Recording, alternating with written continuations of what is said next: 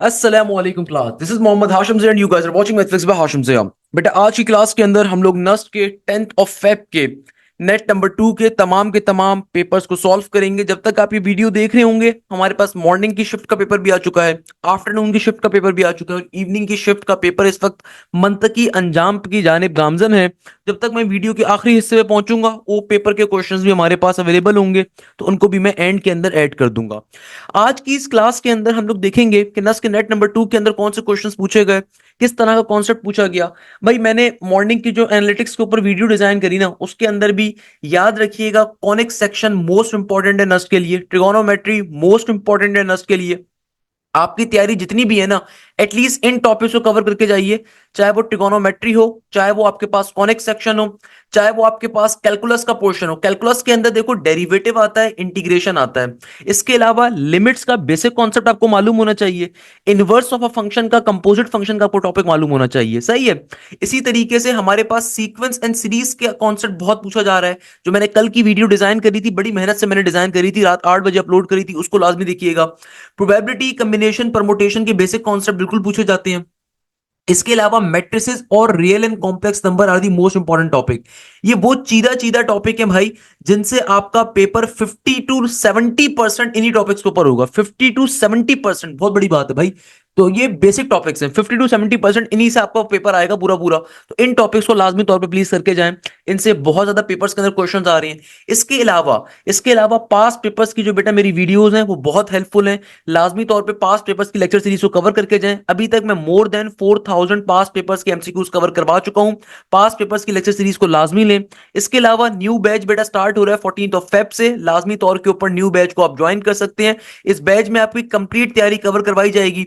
अल्हम्दुलिल्लाह नस के नेट नंबर 1 का टॉपर, जिसके 162 नंबर है, वो मेरे बैच का था। लास्ट ईयर के नस का नेट नंबर 4 का टॉपर अब्दुल रहमान फैसल, अल्हम्दुलिल्लाह मेरे बैच से था। जीआईकेआई के अंदर टॉप 20 के अंदर पोजीशन अल्हम्दुलिल्लाह मेरे पास से थी। आईबीए के अंदर पहली पोजीशन हाजिक हुसैन की, he was my batch number 2 student. इसके अलावा एनईटी के अंदर पहली पोजीशन हो, मैरान में पहली पोजीशन हो। आपको बेतहाशा तैयारी करने का मौके मिलते हैं, जहां से आप आराम से अपनी बहुत अच्छी तैयारी कर सकते हो। लाइव क्लासेस में आपका कंप्लीट कोर्स कवर करवाया जाता है, पाकिस्तान की टॉप फैकल्टी आपको पढ़ाती है। मैं आपको गारंटी दे सकता हूं कि आप किसी भी महंगे से महंगे इंस्टीट्यूट, बेटा आप पाकिस्तान के किसी भी महंगे से महंगे इंस्टीट्यूट के अंदर चले जाइए, वहां पे जितनी फैसिलिटीज आपको प्रोवाइड की जाएंगी, मैं उससे ज्यादा अच्छी फैसिलिटीज आपको इंशाअल्लाह अपने पास प्रोवाइड करूंगा। आपको परेशान होने की जरूरत नहीं है। तो मेरा न्यू बैच स्टार्ट हो रहा है 14th ऑफ फेब से। इस बैच की इंट्रोडक्शन क्लासेस ऑलरेडी स्टार्ट हो चुकी हैं, तो आप जितनी जल्दी एडमिशन लेंगे उतनी जल्दी आपकी तैयारी होना स्टार्ट हो जाएगी। क्योंकि मंडे ऑनवर्ड्स हमारी 14th ऑफ फेब से हमारी नॉर्मल क्लासेस का आगाज हो रहा है। सेकंड नंबर के ऊपर इस बैच की सबसे खास बात यह कि इस बैच के अंदर चाहे आप नस्बिन स्कूल की तैयारी कर रहे हैं, आप हिस्सेदार बन सकते हैं। आप इंजीनियरिंग साइड की तैयारी कर रहे हैं, बिल्कुल आप इस बैच में आ सकते हैं। आप कंप्यूटर साइंस की तैयारी कर रहे हैं, आप इस बैच का हिस्सा बन सकते हैं। आपका कोई दोस्त एमडी कैट का है, प्री मेडिकल का है, तो भाई आप वो भी इस बैच का हिस्सा बन सकते हैं, क्योंकि आपको एक एक चीज डिटेल में यहाँ पे पढ़ाई जाएगी, गाइड की जाएगी एंड सो ऑन। आपकी प्रॉपर्ली हर सब्जेक्ट की लाइव क्लासेस होंगी। आप एनडीएस की तैयारी कर रहे हैं, आपकी क्वांटिटेटिव मैथ्स की क्लास अलग होगी। आप आईबीए की लम्स की तैयारी कर रहे हैं, आपकी बिजनेस मैथ्स की क्लासेस होंगी। आप नस की तैयारी कर रहे हैं, आपकी फिजिक्स की, मैथ्स की, इंग्लिश की अलग क्लासेस होंगी। आप एनईडी की, यूईटी की तैयारी कर रहे हैं, वहां पे केमिस्ट्री कंप्यूटर की क्लासेस भी आपको प्रोवाइड की जाएंगी। Each and everything will be there इंशाल्लाह। प्रॉपर्ली आपके टेस्ट होते हैं, एक एक चीज बहुत डिटेल में लेके चलते हैं हम लोग, तो तमाम चीजें हम लोग आपको गाइड कर रहे होते हैं। खैर, आज की क्लास के पहले क्वेश्चन पे मूव करते हैं। देखो ये क्वेश्चन आज, अभी कल भी आया हुआ था, ये क्वेश्चन आज दोबारा आया है, मैट्रिसेस के कॉन्सेप्ट है। देखो क्या क्वेश्चन आ रहा है। एग्जामिनर कह रहा है a matrix having the all zero elements above it's main diagonal is called dash. यानी कि देखो एग्जामिनर क्या कह रहा है, एक ऐसा मैट्रिक्स के जहां पे तुम्हारे पास जो डायगोनल लाइन है, ये तुम्हारी डायगोनल लाइन है, अगर डायगोनल लाइन के ऊपर वाले a matrix having all elements above it's main diagonal is called a matrix having all zero elements above it's main diagonal. यानी कि डायगोनल लाइन के ऊपर वाले अगर तमाम के तमाम एलिमेंट्स क्या हो, जीरो के बराबर, ऐसे मैट्रिक्स को दुनिया में क्या कहते हैं। बेटा देखो हमेशा याद रखिएगा, अगर ऊपर वाले डायगोनल लाइन से ऊपर वाले एलिमेंट जीरो है ना, तो ये कहलाएगा लोअर ट्रायंगुलर मैट्रिक्स। क्या कहलाता है? Lower triangular matrix.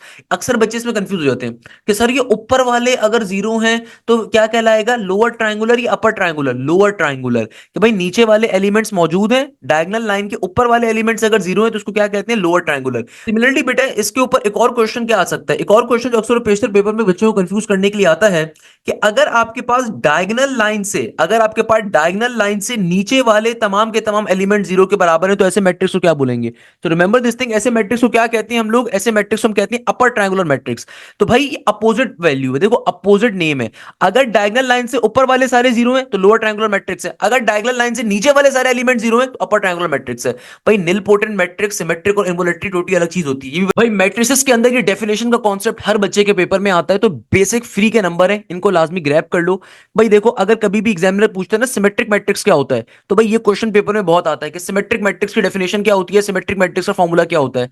याद रखिएगा दुनिया के अंदर कभी भी अगर आप अपने ओरिजिनल मैट्रिक्स का ट्रांसपोज लेते हैं और ट्रांसपोज लेने पे आपको वापस से ओरिजिनल मैट्रिक्स मिल जाए ना, इसको कहा जाता है सिमेट्रिक मैट्रिक्स। क्या होता है सिमेट्रिक मैट्रिक्स? ओरिजिनल मैट्रिक्स का ट्रांसपोज लिया, वापस से ओरिजिनल मैट्रिक्स आपको अचीव हो गया, तो ये कहलाएगा सिमेट्रिक मैट्रिक्स। अच्छा, इसके अंदर एक और चीज होती है स्क्यू सिमेट्रिक्स। स्क्यू सिमेट्रिक मैट्रिक्स क्या होता है कि भाई अगर तुमने अपने ओरिजिनल मैट्रिक्स का ट्रांसपोज लिया और ट्रांसपोज लेने के ऊपर तुम्हें negative of the original matrix मिल रहा है ना, तो इसको हम कहते हैं स्क्यू सिमेट्रिक मैट्रिक्स का होना।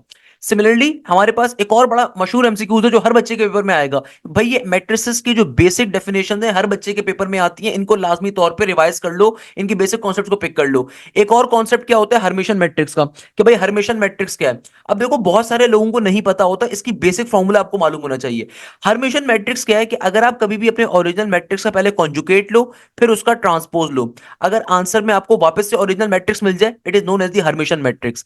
नहीं तो स्क्यू हर्मिशन क्या होगा? देखो स्क्यू का मतलब ही नेगेटिव साइन है, यानी कि अगर मैं ओरिजिनल मैट्रिक्स का अपना कॉन्जुगेट लूं, मैं अपने ओरिजिनल मैट्रिक्स का कॉन्जुगेट लूं देन उसका ट्रांसपोज करूं और मेरा answer negative of the original matrix के बराबर आ जाए, इसको कहा जाता है स्क्यू हर्मिशन मैट्रिक्स का होना। अच्छा, यहां पे देखो एक नाम था idem potent. Idem potent matrix क्या होता है? आप हमेशा याद रखिएगा, कभी भी अगर कोई बंदा आपसे पूछता है ना कि आइडम पोटेंट मैट्रिक्स की डेफिनेशन क्या है या इसका फॉर्मूला क्या होता है, तो आइडम पोटेंट मैट्रिक्स एक ऐसा मैट्रिक्स है कि भाई अगर मैं अपने ओरिजिनल मैट्रिक्स को वापस ओरिजिनल मैट्रिक्स से मल्टीप्लाई करवा दूं, यानी कि मैं अगर अपने मैट्रिक्स को दो दफा आपस में मल्टीप्लाई करवाऊं और आंसर में मुझे वापस से ओरिजिनल मैट्रिक्स मिल जाए, इसको कहा जाता है आइडम पोटेंट मैट्रिक्स। सही है ना? अच्छा, निल पोटेंट मैट्रिक्स क्या होता है? अगेन भाई ये चीजें बच्चों को बहुत कंफ्यूज करती हैं कि भाई एक और चीज है निल पोटेंट मैट्रिक्स।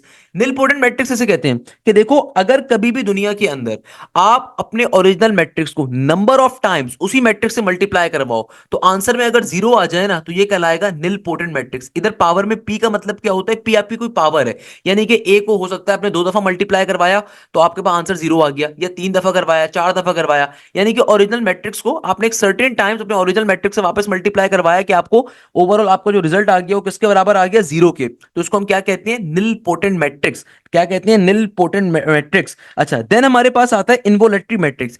इनवोलेटरी मैट्रिक्स क्या होता है? जो लिखा हुआ भी यहां पे कि भाई अगर कभी भी दुनिया के अंदर, इनवोलेटरी मैट्रिक्स का मतलब क्या है कि अगर कभी भी दुनिया के अंदर आपने अपने ओरिजिनल मैट्रिक्स को वापस ओरिजिनल मैट्रिक्स से मल्टीप्लाई करवाया और आंसर में आपको आइडेंटिटी मैट्रिक्स मिल जाए, इसको कहा जाता है इनवोलेटरी मैट्रिक्स। भाई ये पांच छह वैल्यूज हैं, इनको अपने जहन में बैठा लो, कुछ करो ना करो। वैसे हमारे पास पीरियोडिक मैट्रिक्स भी होता है। पीरियोडिक मैट्रिक्स क्या होता है? ए की पावर के प्लस वन वाला। मगर ये जो चार पांच चीजें जो मैंने लिखवाई है ना, ये मोस्ट इंपॉर्टेंट है, ये हर बच्चे के पेपर में इनमें से एक ना एक एमसीक्यू लाजमी पूछा जा रहा है, इनको लाजमी पढ़ लो, इनकी बेसिक डेफिनेशन को लाजमी तौर पर देख लीजिए, ये बहुत इंपॉर्टेंट है।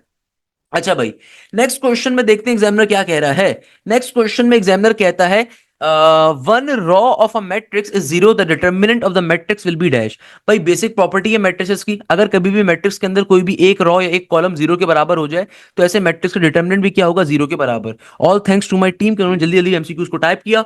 तो भाई ये देखो, ये एमसीक्यूज में एग्जामिनर क्या कह रहे हैं? One row of a square matrix is zero, the determinant of the matrix will be, obviously सी बात है, जीरो के बराबर होगा। नेक्स्ट क्वेश्चन में एग्जामिनर कहता है if a die is rolled once the probability of obtaining a number more than one is dash.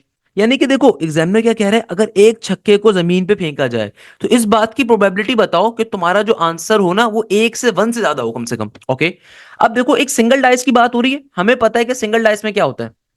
Single dice में आपके क्या इवेंट्स होते हैं? One two three four five six. Single dice के events क्या होते हैं? छह होते हैं। सही है ना? तो हमें पता है प्रोबेबिलिटी निकालने का फॉर्मूला क्या है बेटा, ये होता है selected event divided by total events. अब देखो एग्जामिनर ने सिलेक्शन क्या करने को कही है कि भाई तुम्हारा क्या है, एक डाइस को अगर तुम जमीन पे फेंकते हो इस बात की प्रोबेबिलिटी बताओ कि तुम्हारा नंबर एक से ज्यादा आए। अब एक से ज्यादा ये भी हो सकता है, ये भी हो सकता है, ये भी हो सकता है, ये भी हो सकता है, ये भी हो सकता है, यानी कि कितने इवेंट्स बन गए मेरे? सेलेक्टेड पांच बन गए। नीचे डिवीजन में टोटल इवेंट्स, तो फाइव डिवाइडेड बाय सिक्स क्या हो जाएगा आपका करेक्ट आंसर।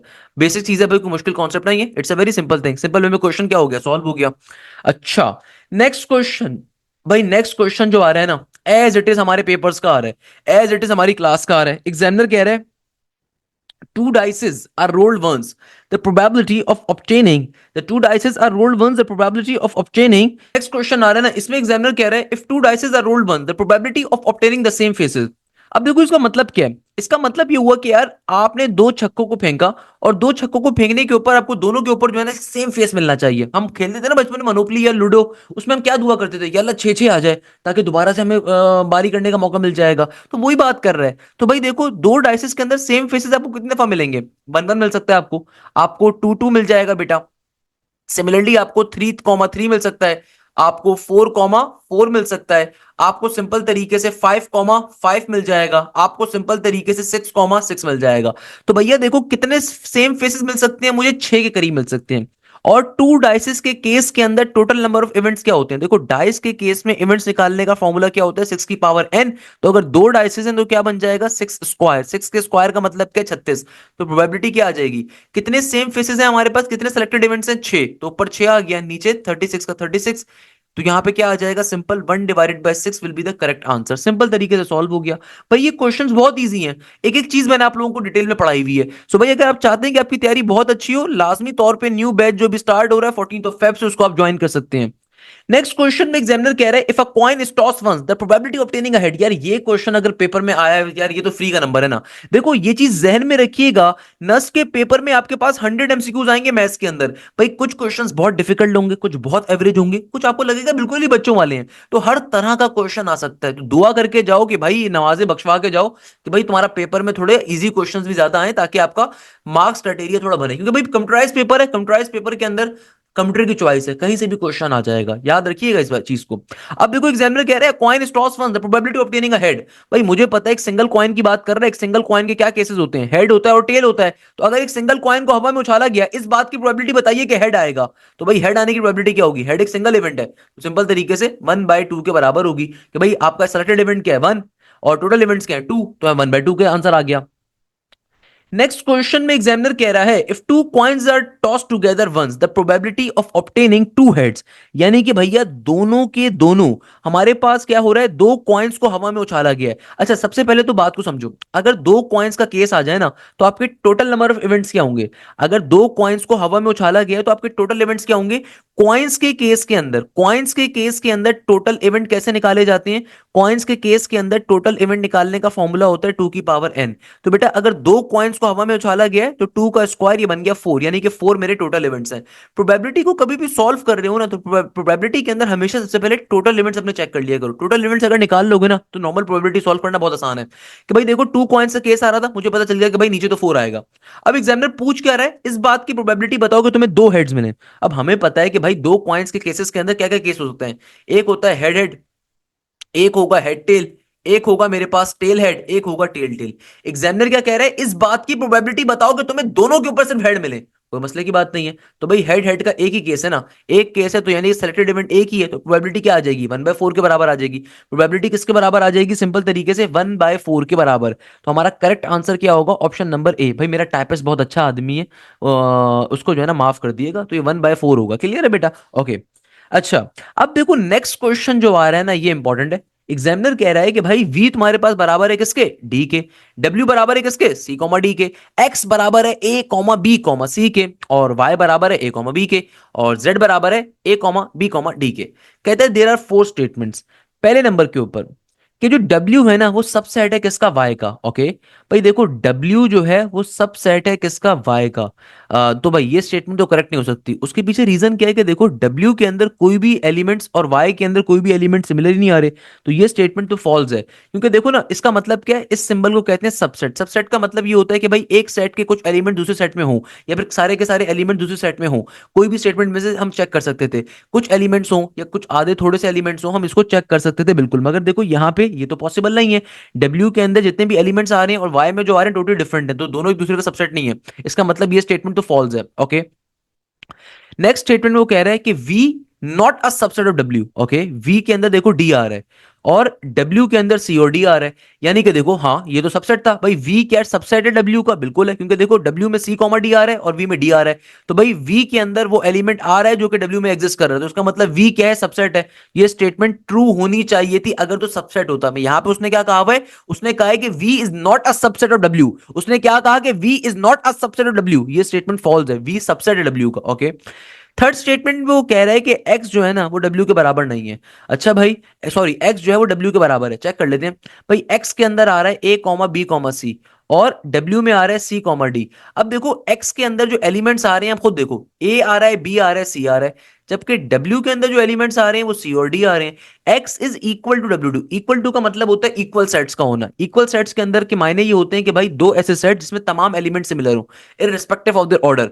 अगर दुनिया में दो सेट्स के अंदर तमाम के तमाम एलिमेंट सिमिलर होंगे, वो इक्वल सेट्स कहलाएंगे। तो भाई ये तो स्टेटमेंट फॉल्स है, दोनों एक दूसरे के बराबर थोड़ी हैं, दोनों के एलिमेंट डिफरेंट है, एक एलिमेंट खाली सिमिलर है। स्टेटमेंट को देखें तो बेटा यहाँ पे एग्जामिनर क्या कह रहा है? एग्जामिनर कहता है कि V is not a subset of Z। हालांकि अगर आप V को देखो तो V के अंदर वैल्यू आ रही है D की और Z में वैल्यू आ रही है A B D की, तो V is a subset of D। V is a subset of Z, क्योंकि जाहिर सी बात है ना भाई, V के अंदर जो एलिमेंट आ रहा है वो Z में एग्जिस्ट कर रहा है। इसका मतलब ये स्टेटमेंट क्या है? ये स्टेटमेंट फॉल्स है।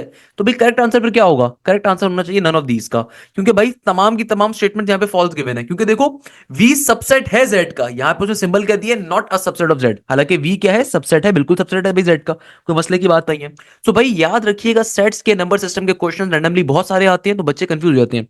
अच्छा, एक और क्वेश्चन जिसमें पेपर में पूछा गया, एग्जामिनर कह रहे हैं the number of elements in the power set can be determined by using a formula. भाई कौन सा फॉर्मूला होता है? 2 की पावर n का फॉर्मूला होता है। अगर कभी भी कोई बंदा आपसे कहता है ना किसी भी आपको पावर सेट के अंदर नंबर ऑफ एलिमेंट्स कितने होंगे फाइंड करने हैं, तो भी क्या फॉर्मूला इस्तेमाल होता है? 2 की पावर n का। तो करेक्ट आंसर क्या होगा? Option number C for cat. Cat माने बिल्ली इज द करेक्ट आंसर। अच्छा बेटा, एक और क्वेश्चन जो आज पेपर के अंदर पूछा गया, एनालिटिकल ज्योमेट्री के बहुत सारे क्वेश्चंस पूछे हुए थे। उनमें से एक क्वेश्चन ये था कि भाई एक लाइन के ऊपर एक पॉइंट गिवन है आपको 2,3 का और आपको लाइन पे एक स्लोप गिवन है 3 का, तो एग्जामिनर कह रहा है लाइन की इक्वेशन क्या होगी? देखो भाई, हमेशा याद रखिएगा, दुनिया में किसी भी लाइन की इक्वेशन कैलकुलेट करने के तीन फॉर्मुलाज होते हैं। अगर तो लाइन के ऊपर दो पॉइंट्स गिवन है ना, तो फॉर्मूला क्या होगा? सिंपल तरीके से, अगर दो एंड पॉइंट्स आ रहे हैं लाइन के ऊपर, तो उस लाइन की इक्वेशन कैलकुलेट करने का फॉर्मूला होता है y माइनस का y1 इक्वल टू के बाद y2 माइनस का y1 divided by x2 minus का x1 इंटू x माइनस का x1। सही है। अगर आपके पास एक कोई भी लाइन इंटरसेप्ट क्रिएट कर रही है, उसकी इक्वेशन आपको निकालनी है, देन उसका फॉर्मूला होता है x divided by a plus का y divided by b equal to 1। While अगर आपको किसी भी लाइन पे एक पॉइंट गिवन है और एक स्लोप गिवन है, उसकी इक्वेशन कैलकुलेट करनी है, तो फॉर्मूला क्या होता है? फॉर्मूला होता है y माइनस का y1 इक्वल टू के बाद स्लोप इंटू x माइनस का x1। तो बेटा यहां पे देखो, इस क्वेश्चन में ये इस्तेमाल करना था आपको, क्या मुश्किल बात थी? ये जो आपको पॉइंट गिवन है, ये पॉइंट आपका x1 y1 है, स्लोप आपका m से रिप्रेजेंट होता है, तो क्या बन जाएगा आंसर? y माइनस का y1 3 के बराबर है, स्लोप बराबर है आपका 3 का इंटू x माइनस का x1 इज 2। सिंप्लीफाई करवा दीजिए इसको, ये बन जाएगा y माइनस का 3 इक्वल टू के बाद 3x माइनस का 3 2 6। तमाम वैल्यूज को अगर मैं एक साइड के ऊपर शिफ्ट करता हूं तो ये हो जाएगा 3x माइनस का y माइनस का 3 यहां पर आएगा, प्लस का 3 बन जाएगा, माइनस का 6 और प्लस का 3, इट विल बिकम माइनस का 3। तो मेरे पास सिंपल तरीके से ये इक्वेशन का आंसर आ गया। मेरे पास सिंपल वे में क्या आ गया बेटा? ये इक्वेशन का आंसर आ गया। इस तरीके से फाइनली मेरा एक क्वेश्चन सॉल्व हो गया। क्या मुश्किल बात है इसमें? There is nothing difficult. आपके पास सिंपल तरीके से लाइन की इक्वेशन आ गई। एनालिटिकल ज्योमेट्री के बहुत सारे क्वेश्चंस आज पेपर में पूछे गए थे। एक और क्वेश्चन जो एनालिटिकल ज्योमेट्री से आज पेपर के अंदर आया, that was a very fundamental concept कि भाई एक्स एक्सिस का स्लोप क्या होगा, एक्स एक्सिस की इंक्लिनेशन क्या होगी। तो भाई मैं इस कॉन्सेप्ट को अलग से बता देता हूं कि ये क्वेश्चन बहुत ज्यादा पूछा गया। हमेशा याद रखिएगा, इंक्लिनेशन किसे कहते हैं? इंक्लिनेशन कहते हैं एक्स एक्सिस से पॉजिटिव के ऊपर, एक्स एक्सिस से ऊपर की जाने बनने वाले एंगल को। पॉजिटिव एक्स एक्सिस से जो एंगल फॉर्म होता है उसको इंक्लिनेशन कहते हैं। तो always remember this thing, x axis के ऊपर इंक्लिनेशन यानी कि थीटा किसके बराबर होता है? एक्स एक्सिस के ऊपर इंक्लिनेशन बराबर होता है किसके? जीरो के। सिमिलरली अगर दुनिया में कोई लाइन, अगर दुनिया में कोई भी लाइन एक्स एक्सिस के पैरेलल होगी ना, हमेशा याद रखिएगा उसका भी थीटा क्या होगा? जीरो, क्योंकि वो सेम एक्स एक्सिस की प्रॉपर्टीज को प्रोसेस करती है। ये क्वेश्चन पेपर में बहुत आया हुआ था। या फिर इससे रिलेटेड एक और एमसीक्यूज क्या होता है कि अक्सर पेशतर एग्जामिनर पूछेगा वाई एक्सिस की इंक्लिनेशन क्या होगी। तो भाई एक्स एक्सिस से लेके यहां तक का क्या एंगल होगा? जाहिर सी बात है 90 डिग्री के बराबर होगा। तो ऑलवेज रिमेंबर दिस थिंग, जो वाई एक्सिस की इंक्लिनेशन होती है ना, वो किसके बराबर होती है? 90 डिग्री की। या फिर दुनिया में कोई लाइन अगर वाई एक्सिस के पैरेलल हो तो उसकी इंक्लिनेशन भी क्या होती है? है उसका एंगल भी 90 डिग्री का ही होता है। तो भाई ये दो एमसीक्यूज मोस्ट इंपॉर्टेंट है एनालिटिकल ज्योमेट्री के अंदर। कि एक्स एक्सिस का एंगल क्या होता है आपके पास होता है इंक्लिनेशन जीरो के बराबर। सिमिलरली अगर कोई लाइन एक्स के पैरेलल है उसकी इंक्लिनेशन भी जीरो होगी। सिमिलरली वाई एक्सिस का इंक्लिनेशन होता है 90 डिग्री, तो अगर कोई लाइन वाई के पैरेलल है तो उसका इंक्लिनेशन भी क्या होगा 90 डिग्री के बराबर।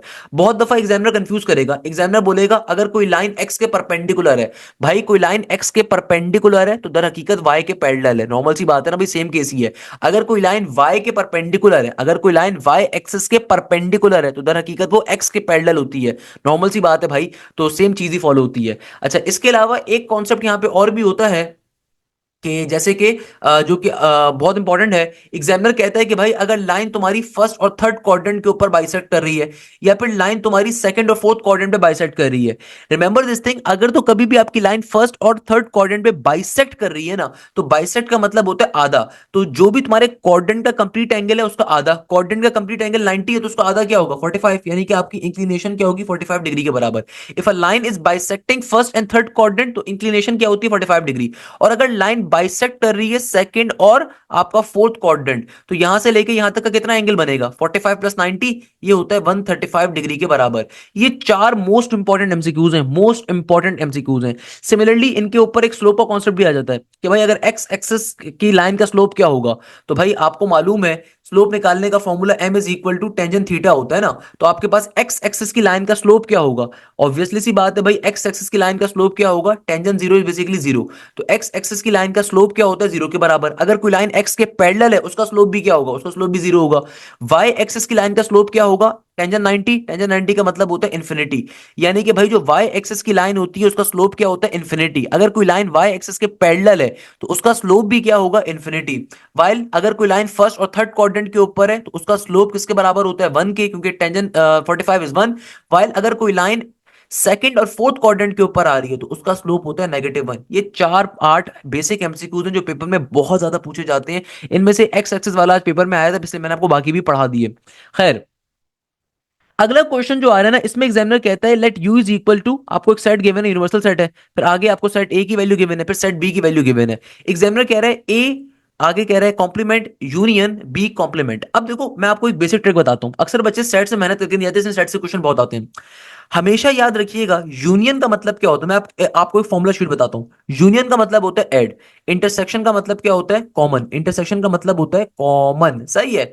माइनस का मतलब क्या होता है कि भाई subtract the common, subtract the common and right first bracket value, subtract common, subtract common and right first bracket value and right first set value and right first set value. जो भी first set की value है ना सिर्फ उसको लिखोगे and right first set value, सही है ना। अच्छा, कॉम्प्लीमेंट का मतलब क्या होता है, कॉम्प्लीमेंट कहते हैं किसी भी वैल्यू पे अगर कॉम्प्लीमेंट आ जाए, फॉर एग्जांपल सी कॉम्प्लीमेंट, इसका मतलब ये होता है यूनिवर्सल में से सी को माइनस करवाना। यानी कि जो भी कॉमन एलिमेंट्स होंगे उनको सेपरेट खत्म करवा दोगे और खाली फर्स्ट ब्रैकेट की वैल्यूज को एक दफा नोट डाउन करोगे। अब देखो इस क्वेश्चन में इंपॉर्टेंट क्वेश्चन है, पेपर में आज आया, एग्जामिनर कह रहे हैं A complement union B complement. सबसे पहले देखो ए कॉम्प्लीमेंट क्या होगा। ए कॉम्प्लीमेंट का मतलब होता है यूनिवर्सल में से आपने क्या करना है ए को माइनस, तो मैं डायरेक्टली करके दिखा रहा हूं, परेशान होने की जरूरत नहीं है। यूनिवर्सल सेट में देखो कौन कौन सी वैल्यूज आ रही हैं, A B C D E, बल्कि डायरेक्टली क्या बताऊं, चलो लिख के ही बता दिया। आपके पास जो सेट यूनिवर्सल सेट आ रहा है उसमें ए बी सी डी आ रहा है, और सेट ए में मेरे पास आ रहा है A comma B comma D, clear है। अब देखो नेगेटिव के साइन का मतलब क्या होता है, जो कॉमन एलिमेंट्स हैं उनको आपने खत्म करवा दिया, कॉमन एलिमेंट्स को खत्म करवा दिया, फर्स्ट ब्रैकेट की जो रिमेनिंग वैल्यूज हैं वो खाली बच गई, वो आपका आंसर होंगी ए कॉम्प्लीमेंट का। सिमिलरली बी कॉम्प्लीमेंट की वैल्यू क्या होगी, बेटा देखो ये बी डी और ई जो है ना ये आपके पास क्या है कॉमन एलिमेंट्स है, तो इनको आपने सेपरेट करवा दिया, तो फर्स्ट सेट की जो रिमेनिंग वैल्यूज हैं वो क्या क्या आ गई, वो आ गई ए और सी। अब एग्जामिनर क्या कह रहा है, एग्जामिनर कह रहे हैं जो तुम्हारा ए कॉम्प्लीमेंट आया और जो बी कॉम्प्लीमेंट आया इनका यूनियन ले लो, यूनियन का मतलब सिंपल ऐड करवा दो। तो भैया मेरा आंसर क्या आ जाएगा, अगर मैं A complement union B complement करता हूं तो ए कॉम्प्लीमेंट में देखो क्या क्या आ रहा है, सी और ई आ रहा है, सही है, और बी कॉम्प्लीमेंट में आ रहा है ए और सी, तो मेरा फाइनल आंसर क्या होगा ए सी और ई। सी और ई भी आ गया, ए और सी भी आ गया, यानी कि ये मेरा फाइनल आंसर होगा। तो भाई बेसिक चीज है, सेट्स के क्वेश्चन बहुत आसान होते हैं, फ्री के नंबर होते हैं, और अक्सर बच्चे को छोड़ के चले जाते हैं कि इंपॉर्टेंट टॉपिक नहीं है। हालांकि भाई इसके एक आध क्वेश्चन आपको मिलेगा हर साल, एक आध क्वेश्चन हर नस के पेपर में आपको मिलेगा इसका। अब देखो हमारे पास जो नेक्स्ट क्वेश्चन आ रहा है ना, मेजॉरिटी बच्चे इस क्वेश्चन को एज अ टाइम सकर इस्तेमाल करेंगे, यानी कि मेजॉरिटी बच्चे इस क्वेश्चन में क्या हो जाएंगे भाई, कंफ्यूज। क्योंकि देखो इस क्वेश्चन में एग्जामिनर आपसे क्या कह रहा है, एग्जामिनर कहता है let U is equal to A comma B comma C comma D comma E comma F comma G. फिर आपको ए की वैल्यू गिवन है, ए का सेट गिवन है, A comma B comma C comma D comma ई। फिर आपको सेट बी गिवन है, सही है। अब देखो, फिर आपको आगे सेट सी भी गिवन है। एग्जामिनर ने आपसे मांगा हुआ क्या है, एग्जामिनर आपसे कह रहा है क्या चीज कैलकुलेट करके बताओ। आप कैलकुलेट करो ए इंटरसेक्शन एक कॉम्प्लीमेंट, ओके, और बाहर फिर एक कॉम्प्लीमेंट और आ रहा है। अब देखो इस क्वेश्चन को सॉल्व करने की लॉजिक क्या है। पहले तो नॉर्मली लोगों को समझ में नहीं आएगा क्वेश्चन की लॉजिक के, देखो A intersection A complement and then एक कॉम्प्लीमेंट और आ रहा है। तो अगर आप इसको सिंप्लीफाई करोगे तो इसका मतलब क्या है कि भाई आपको यूनिवर्सल में से क्या चीज माइनस करनी है, आपको यूनिवर्सल में से माइनस करना है ए इंटरसेक्शन ए कॉम्प्लीमेंट को। अब यहां पे लॉजिकली और टेक्निकली पहले तो आप एक जुमले को समझो कि भाई हमारे पास ये जो होता है ना, हमारे पास ए इंटरसेक्शन ए कॉम्प्लीमेंट किसके बराबर होगा। पहले तो आप इस बात को समझो कि देखो ए इंटरसेक्शन ए कॉम्प्लीमेंट क्या होगा। अभी आपको एक क्वेश्चन के वर्डिंग्स को देखने की या क्वेश्चन के सेट्स को देखने की जरूरत ही नहीं है। पहले तो आप इस चीज को देखो, आपको कैलकुलेट क्या करना है। मुझे कैलकुलेट करना है ए इंटरसेक्शन ए कॉम्प्लीमेंट और बाहर एक कॉम्प्लीमेंट और आ रहा है। तो A intersection A complement, complement किसके सॉल्व करोगे, किसके बराबर होगा भाई। कॉम्प्लीमेंट का मतलब होता है universal minus that particular set. तो अगर मैं इस कॉम्प्लीमेंट को भी ओपन कर रहा हूं तो क्या बन जाएगा, यूनिवर्सल माइनस का ए इंटरसेक्शन ए कॉम्प्लीमेंट। अब देखो ये ए इंटरसेक्शन ए कॉम्प्लीमेंट होता क्या है भाई, क्या होगा खुद सोचो। अगर मैं सेट ए का कॉमन निकालूं सेट ए के कॉम्प्लीमेंट के साथ, तो भाई इसका आंसर तो नल सेट होगा ना। कैसे, कि भाई देखो सेट ए का मतलब क्या है, फॉर एग्जांपल सेट ए के अंदर वैल्यूज आ रही हैं 1 और 2। कॉम्प्लीमेंट कहते हैं वो तमाम वैल्यूज जो कि सेट ए के अलावा हो यूनिवर्सल के अंदर, वो तमाम वैल्यूज जो कि सेट ए के क्या हो, अलावा हो। फॉर एग्जांपल सेट ए के अलावा वाली वैल्यूज 3 और 4 होंगी, लेट सपोज। तो भाई कॉम्प्लीमेंट का मतलब ही क्या होता है, ए कॉम्प्लीमेंट का मतलब क्या है, यूनिवर्सल में से उस सेट की तमाम कॉमन वैल्यूज को माइनस कर देना और खाली आपके पास पहले सेट की रिमेनिंग वैल्यूज हो। ऐसा ही है ना। तो इन दोनों में तो कोई चीज कॉमन ही नहीं होगी। तो भाई सेट ए के अंदर और उसके कॉम्प्लीमेंट के अंदर तो कोई चीज कॉमन ही नहीं होगी, तो इसका आंसर क्या होगा, नल सेट होगा। तो भाई अगर मेरे पास ए इंटरसेक्शन ए कॉम्प्लीमेंट किसके बराबर है, नल सेट के, तो अगर मैं इसकी जगह पे नल को रखूं तो क्या बन जाएगा, यूनिवर्सल माइनस का नल। यूनिवर्सल माइनस का नल किसके बराबर होगा, यूनिवर्सल सेट के बराबर होगा। तो करेक्ट आंसर क्या होगा, option number D, D for dog is the correct answer. Simple way में वैसे ही सॉल्व हो गया। आपको सिर्फ और सिर्फ ये सेट्स जो गिवन थे ना, कंफ्यूज करने के लिए गिवन थे। आपको ये सेट्स किसके लिए गिवन थे, कंफ्यूज करने के लिए। मेजॉरिटी बच्चा बेचारा बैठे के सॉल्व करने पे लग जाएगा। सॉल्व करने की नीड ही नहीं थी इस क्वेश्चन को, ये तो एक ट्रिकी क्वेश्चन था कि आपको डायरेक्टली इसको सॉल्व कर सकते थे। तो ये क्वेश्चन आज पेपर के अंदर पूछा गया था भाई, ये बहुत इंपॉर्टेंट कॉन्सेप्ट है, इसको लाजमी तौर पर ध्यान में रखिएगा, देयर इज नथिंग डिफिकल्ट। अच्छा, अब देखो एक और क्वेश्चन ट्रिगोनोमेट्री का। ट्रिगोनोमेट्री का मोस्ट इंपॉर्टेंट क्वेश्चन है भाई, ट्रिगोनोमेट्रिक इक्वेशंस के ऊपर ये क्वेश्चन आ रहा होता है। एग्जामिनर कह रहा है आर्क कॉस 2x² माइनस का 2x किसके बराबर है, 2π/3 के। अब देखो सबसे पहले तो एग्जामिनर क्या कह रहा है, क्या कैलकुलेट करके बताओ एक्स की वैल्यू को। देखो आर्क कॉस का मतलब क्या होता है, आर्क कॉस का मतलब होता है कॉस इनवर्स का होना। क्लियर है, कॉस इनवर्स अंदर ब्रैकेट में क्या आ रहा है, 2x² माइनस का 2x इक्वल टू के बाद क्या है, इक्वल टू के बाद आ रहा है 2π/3। सबसे पहले तो देखो अगर मैं cos इनवर्स को इक्वल टू के दूसरी तरफ भेजूंगा तो cos के नॉर्मल फंक्शन में जाके कन्वर्ट हो जाएगा। तो ये बन जाएगा 2x² माइनस का 2x और यहाँ पे क्या आ जाएगा, cos का cos। और यहाँ पे क्या बन गया, 2π/3। वैसे 2π/3 किसके बराबर होता है, अगर मुझे रेडियन से डिग्री में जाना है तो कैसे जाएंगे, 180/π से मल्टीप्लाई डिवाइड करवा के।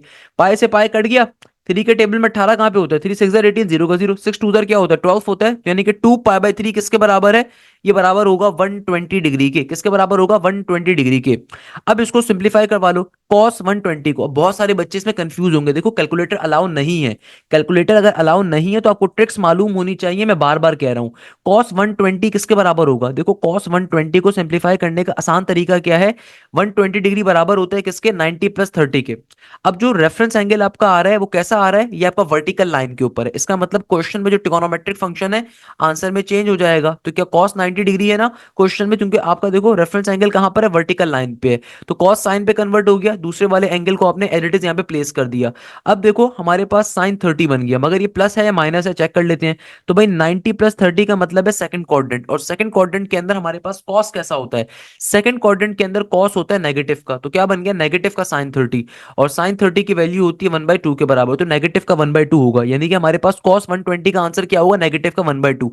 बेटा मैंने जिस ट्रिक के ऊपर ये सॉल्व करा है, मेरे ट्रिगोनोमेट्री के लेक्चर नंबर 1 लेक्चर नंबर 2 में ट्रिक आपको मिल जाएगी। मोस्ट इंपॉर्टेंट ट्रिक है, कोई टीचर नहीं पढ़ाएगा, टीचर्स बोलेंगे ऐसी सॉल्व कर लो, मजाक मस्ती चल रही है ना भाई। तो ये सारी चीजें बैजेस के अंदर ऑलरेडी बच्चों को पढ़ा रहा होता हूँ। तो भाई देखो 2x² माइनस का 2x एडिट इज कॉस 120 किसके बराबर होगा, नेगेटिव के 1/2 के। अब आपने क्या करना है, तमाम वैल्यूज को एक तरफ शेयर अप करवा दो। आसान तरीका ये कि 2 यहाँ पे डिवाइड हो रहा है, वहां पे जाके पूरी टर्म से मल्टीप्लाई होगा, तो ये बन जाएगा 2 2 4x² माइनस का 2 2 4x इक्वल टू के बाद नेगेटिव का 1। अगर मैं तमाम वैल्यूज को एक साइड के ऊपर शेयर अप करवाऊं तो ये क्या बन जाएगा, ये हो जाएगा 4x² माइनस का 4x प्लस का 1 इक्वल टू 0। यानी कि मेरी इक्वेशन ये आ गई ट्रिगोनोमेट्रिक इक्वेशन की। हमें क्या निकालना है, हमें तो भैया इस क्वेश्चन में x की वैल्यू कैलकुलेट करनी थी ना। तो x की वैल्यू कैसे निकालेंगे, x की वैल्यू निकालना बहुत ही आसान है कि अगर मुझे x की वैल्यू निकालनी है कैसे, कि यहाँ पे देखो अगर आप मिडिल टर्म ब्रेकिंग मेथड से, आसान मेथड पता है क्या, यहाँ पे स्क्वायरिंग का फॉर्मूला कंप्लीट हो रहा है। हमें पता है क्या फॉर्मूला होता है, a प्लस बी का या a माइनस बी के होल स्क्वायर का, ये होता है a² प्लस या माइनस का 2ab, और आगे क्या होता है बेटा प्लस का b²। तो यहाँ पे फॉर्मूला कंप्लीट हो रहा है ना एक तरीके से।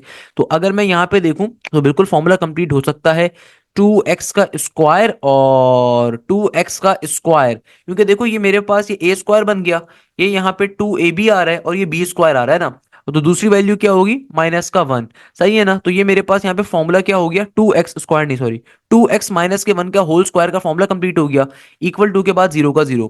हमें चूंकि x की वैल्यू चाहिए तो यहाँ पे मैं हम अंडर रूट लेते हैं दोनों तरफ। अगर मैं दोनों तरफ अंडर रूट लूंगा तो क्या बन जाएगा, अंडर रूट लेने के ऊपर यहाँ पे क्या हो जाएगा 2x माइनस के 1 का होल स्क्वायर और यहाँ पे अंडर रूट 0। तो जाहिर सी बात है हमारे पास फाइनली क्या वैल्यू आ गई, 2x माइनस का 1 इक्वल टू 0। माइनस के 1 को वहां भेजोगे प्लस का 1 हो जाएगा, तो x की वैल्यू किसके बराबर आ जाएगी फाइनली, 1/2 के बराबर। तो x की वैल्यू किसके बराबर आ जाएगी, 1/2 के बराबर। तो खाली पॉजिटिव वाला आपका आंसर होगा। तो करेक्ट आंसर क्या होगा, पॉजिटिव वाला। एक आंसर देखो प्लस माइनस का भी आ रहा है, प्लस माइनस का आंसर क्यों नहीं होगा, क्योंकि देखो जीरो का अंडर रूट जीरो ही होगा ना, जीरो का रूट प्लस माइनस के फॉर्म में लिखने की बात ही नहीं होती, जीरो का रूट तो जीरो ही होगा, तो प्लस माइनस लिखो ना लिखो फर्क नहीं पड़ता। तो आपके पास एक ही आंसर आएगा, एक्स की वैल्यू पॉजिटिव का 1/2। तो भाई ये जो आपके पास इक्वेशंस वाले क्वेश्चन होते हैं ट्रिगोनोमेट्री के अंदर, इनवर्स ट्रिगोनोमेट्रिक इक्वेशंस जो होती है बहुत पेपर में आती हैं। ये नस्ट का फेवरेट टॉपिक है भाई, नस्ट के एग्जामिनर का अगर कोई फेवरेट टॉपिक है उसमें से one of the most important topic is trigonometric equation solutions. ये बहुत ज्यादा आएगा, बहुत ज्यादा आएगा। दुनिया इधर से उधर हो जाए, ये कॉन्सेप्ट की लाजमी प्रैक्टिस करके जाओ। इसके क्वेश्चंस मैंने पास्ट पेपर्स में भी बहुत करवाए हुए हैं, ये कल के पेपर में भी बहुत ज्यादा आया है, ये आज के पेपर में भी बहुत ज्यादा आया हुआ है। इसकी आपने लाजमी प्रैक्टिस करनी है। देखो हमारे पास जो नेक्स्ट क्वेश्चन आ रहा है ना, ये इस क्वेश्चन में एग्जामिनर कह रहे हैं कि भाई तुम्हारे पास एक फंक्शन आ रहा है एफ एक्स का, और ये क्वेश्चन क्या है, अंडर रूट 3 cos x आगे आ रहा है प्लस का साइन एक्स। एग्जामिनर कहता है इस फंक्शन का एम्पलीट्यूड क्या होगा।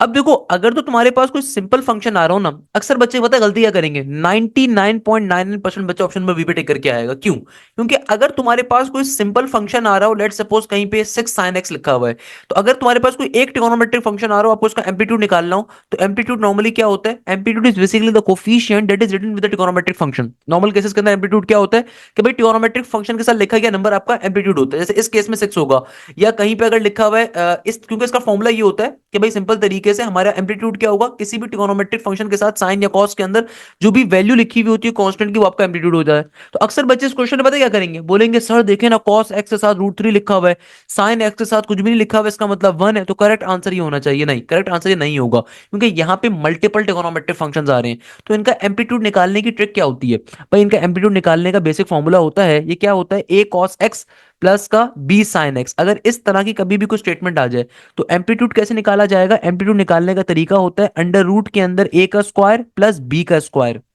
देखो यहाँ पे a क्या है √3, b क्या है यहाँ पे 1। तो सिंपल तरीके से क्या बन जाएगा, ये हो जाएगा अंडर रूट 3 का स्क्वायर प्लस 1 का स्क्वायर, और बाहर वाला रूट एज इट इज का एज इट इज। रूट के अंदर a का स्क्वायर, a क्या है √3 सही है उसका स्क्वायर, b क्या है 1, 1 का स्क्वायर। तो स्क्वायर से रूट कट गया तो क्या बन जाएगा 3 प्लस का 1 4, और अंडर रूट 4 किसके बराबर होता है, ये बराबर होता है 2 के। अंडर रूट 4 किसके बराबर होता है, ये बराबर होता है हमारे पास दुनिया के अंदर 2 के। इस तरीके से करेक्ट आंसर क्या होना चाहिए, ऑप्शन नंबर सी के। नहीं तो इसको सॉल्व करने का एक मेथड और भी है, आपको लगता है मुश्किल मेथड है, इसको सॉल्व करने का एक मेथड और भी है। ये देखो तुम्हारा जो ओरिजिनल फंक्शन आ रहा है, पहले इसका वन टाइम डेरिवेटिव लो, इसका वन टाइम डेरिवेटिव लोगे तो क्या बन जाएगा, ये हो जाएगा अंडर रूट 3 का under root 3 at is cos X का डेरिवेटिव होगा नेगेटिव का साइन एक्स, साइन एक्स का डेरिवेटिव होगा कॉस एक्स। फिर आप सिंपल तरीके से एफ प्राइम एक्स के फंक्शन को जीरो करवाओ, आपने भी यहाँ पे एफ प्राइम एक्स निकाला है ना वन टाइम डेरिवेटिव लेके, या एफ प्राइम एक्स को जीरो करवाओ, फिर इसको बैठ के सिंप्लीफाई करवाओ। यहाँ पे देखो क्या मौजूद है, यहाँ पे है नेगेटिव का √3 इंटू साइन एक्स यहाँ पे मौजूद है, पॉजिटिव का कॉस एक्स, नेगेटिव के रूट थ्री साइन एक्स दूसरी तरफ भेजोगे तो भैया ये क्या बन जाएगा, पॉजिटिव का root three sine X equal to के बाद कॉस एक्स का कॉस एक्स। यहाँ पे देखो साइन मल्टीप्लाई और वहां पे डिवाइड करवा दो तो cos cos divided by sine हो जाएगा, नहीं तो यहाँ पे कॉस मल्टीप्लाई और वहां पे डिवाइड करवा दो तो ये बन जाएगा sine X by cos X equal to के बाद वन बाय रूट थ्री इस तरफ आ जाएगा। साइन बाय कॉस होता है टेंजन के बराबर, तो tangent theta is equal to one by under root three हो जाएगा। तो यहाँ से तुम थीटा की वैल्यू निकाल लोगे, एक्स की वैल्यू निकाल लोगे, एक्स बराबर होगा किसके, 30 डिग्री के। तो यानी कि तुम्हारे पास थीटा की डिग्री की आ जाएगी, यानी कि एंगल की वैल्यू आ जाएगी तुम्हारे पास 30 डिग्री के, क्योंकि देखो टेंजन को जब दूसरी तरफ भेजोगे तो tangent inverse one by root three होता है किसके बराबर, 30 डिग्री के। तो जो भी आंसर आया उस आंसर को उठा के बस इक्वेशन में बारी बारी प्लॉट कर दो, जहां जहां एक्स आ रहा है ना एक्स की जगह पे प्लॉट कर दो। तो आपके पास जहां जहां एक्स आ रहे हैं वहां 30 डिग्री डालो तो कॉस 30 बराबर आएगा किसके, रूट थ्री बाई टू के, और साइन 30 बराबर आएगा वन बाई टू के। सिंप्लीफाई करवाओगे वहां से भी आंसर तुम्हारे पास टू का ही आएगा। करना चाहते हो इस मेथड पे सॉल्व कर लो। एम्पलीट्यूड निकालने का एक और मेथड ये वाला होता है जो मैंने आपको रफली समझाया कि देखो एम्पलीट्यूड कभी भी कैलकुलेट करना है, एक और मेथड क्या है कि पहले अपनी इक्वेशन का वन टाइम डेरिवेटिव लो, फिर एफ प्राइम एक्स में जीरो डालो, फिर आप इसको सॉल्व करवाओ एंगल के लिए, एंगल की वैल्यू आ गई, जो भी एंगल की वैल्यू आई इसको अपनी मेन इक्वेशन में लाके डालोगे ना, तब सिंप्लीफाई करोगे तब भी आंसर वही आएगा जो आप डायरेक्टली सॉल्व करने से फॉर्मुले से निकाल सकते हो। तो आपको बेसिक मेथड्स आने चाहिए। Once you have the concepts, once you have the basic knowledge, you can easily solve every type of concept. अच्छा एक और क्वेश्चन, अगेन जैसे मैंने आपसे कहा ट्रिगोनोमेट्रिक इक्वेशंस का टॉपिक रिसेंट ईयर्स के अंदर नस में बहुत आया है। आज के पेपर के अंदर एक क्वेश्चन अगेन 3 से 4 बच्चों के पास आया। एग्जामिनर कह रहा है कि अगर साइन एक्स की वैल्यू बराबर है टेंजन एक्स के, तो बताइए हमारे पास modulus of two cos x इसके बराबर होगा। अब देखो इसको सॉल्व कैसे करें।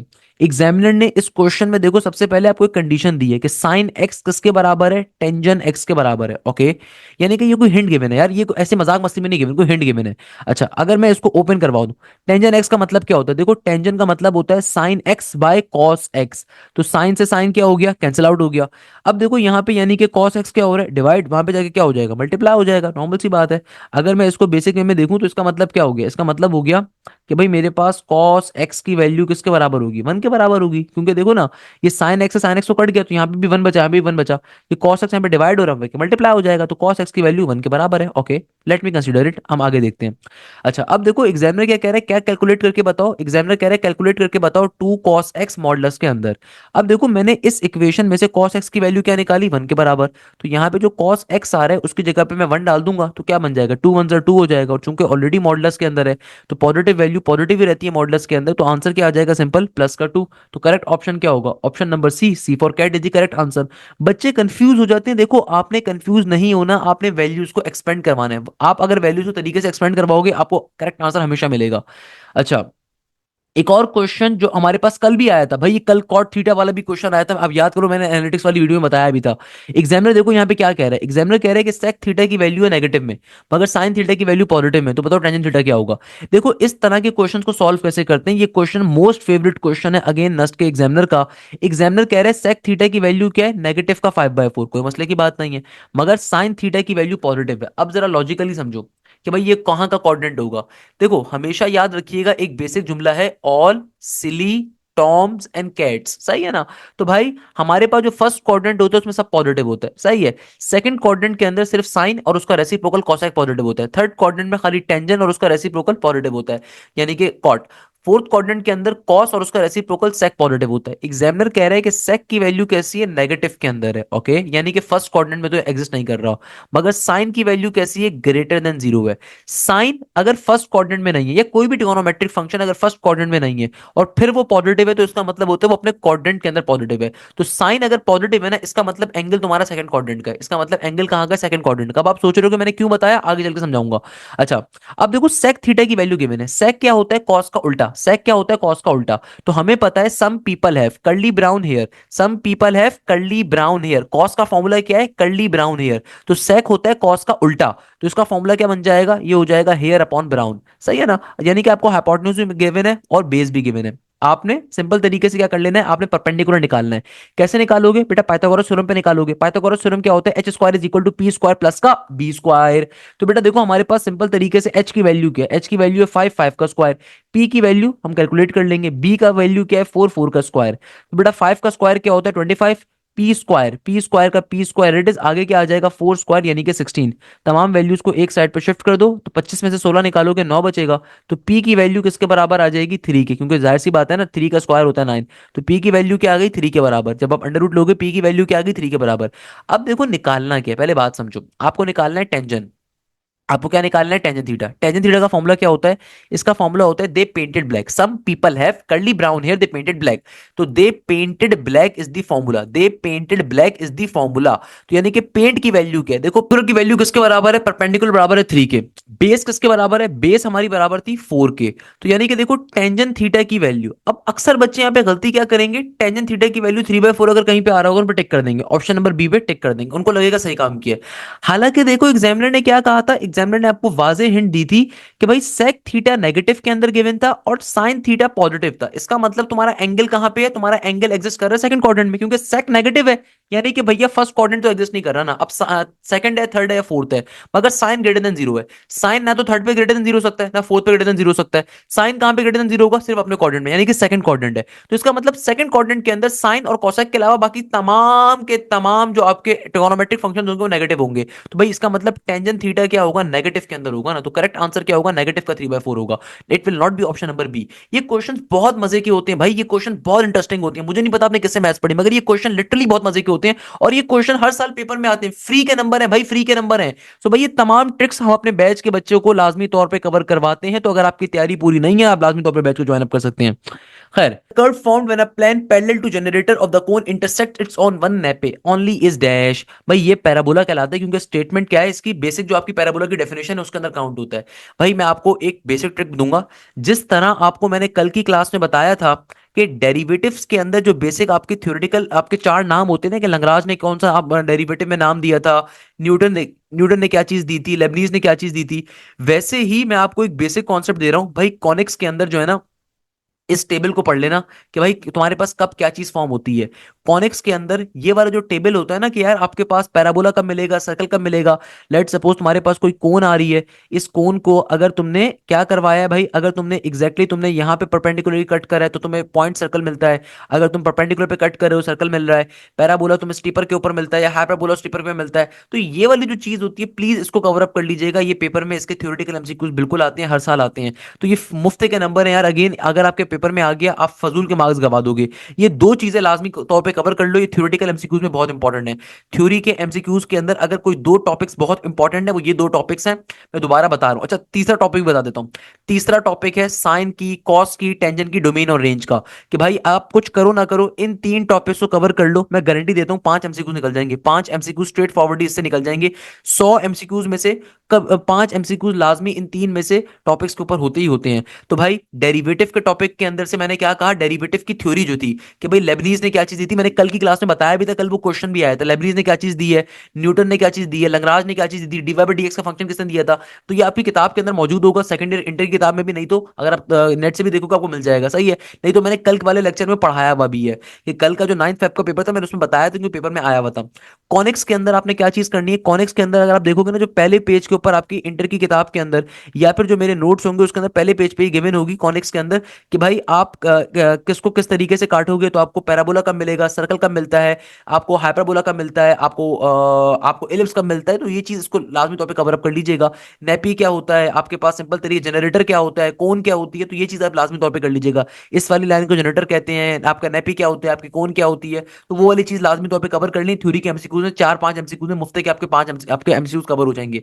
वाइल ट्रिगोनोमेट्री के अंदर जो एक कॉन्सेप्ट लाजमी तौर पे पेपर में आएगा, मैं बता बता के इसको थक चुका हूं, कि भाई साइन की डोमेन क्या होती है, साइन की रेंज क्या होती है, कॉस की डोमेन क्या होती है, कॉस की रेंज क्या होती है, टेंजेंट की डोमेन क्या होती है, टेंजेंट की रेंज क्या होती है, सेक की डोमेन, सेक की रेंज। सिमिलरली साइन इनवर्स की डोमेन क्या है, साइन इनवर्स की रेंज क्या है, कॉस इनवर्स की डोमेन, कॉस इनवर्स की रेंज। तो भाई ये जो डोमेन और रेंज है ना ट्रिगोनोमेट्रिक फंक्शंस की, सिर्फ ट्रिगोनोमेट्रिक फंक्शंस की भी कर लोगे ना मोर देन इनफ है। डोमेन और रेंज किसकी, ट्रिगोनोमेट्रिक फंक्शंस की कवर अप कर लीजिए, मोस्ट इंपॉर्टेंट टॉपिक है। अच्छा इसी तरीके से एक टॉपिक और बता रहा हूं, इस टॉपिक को भी कहीं पे नोट डाउन कर लो, पीरियड का।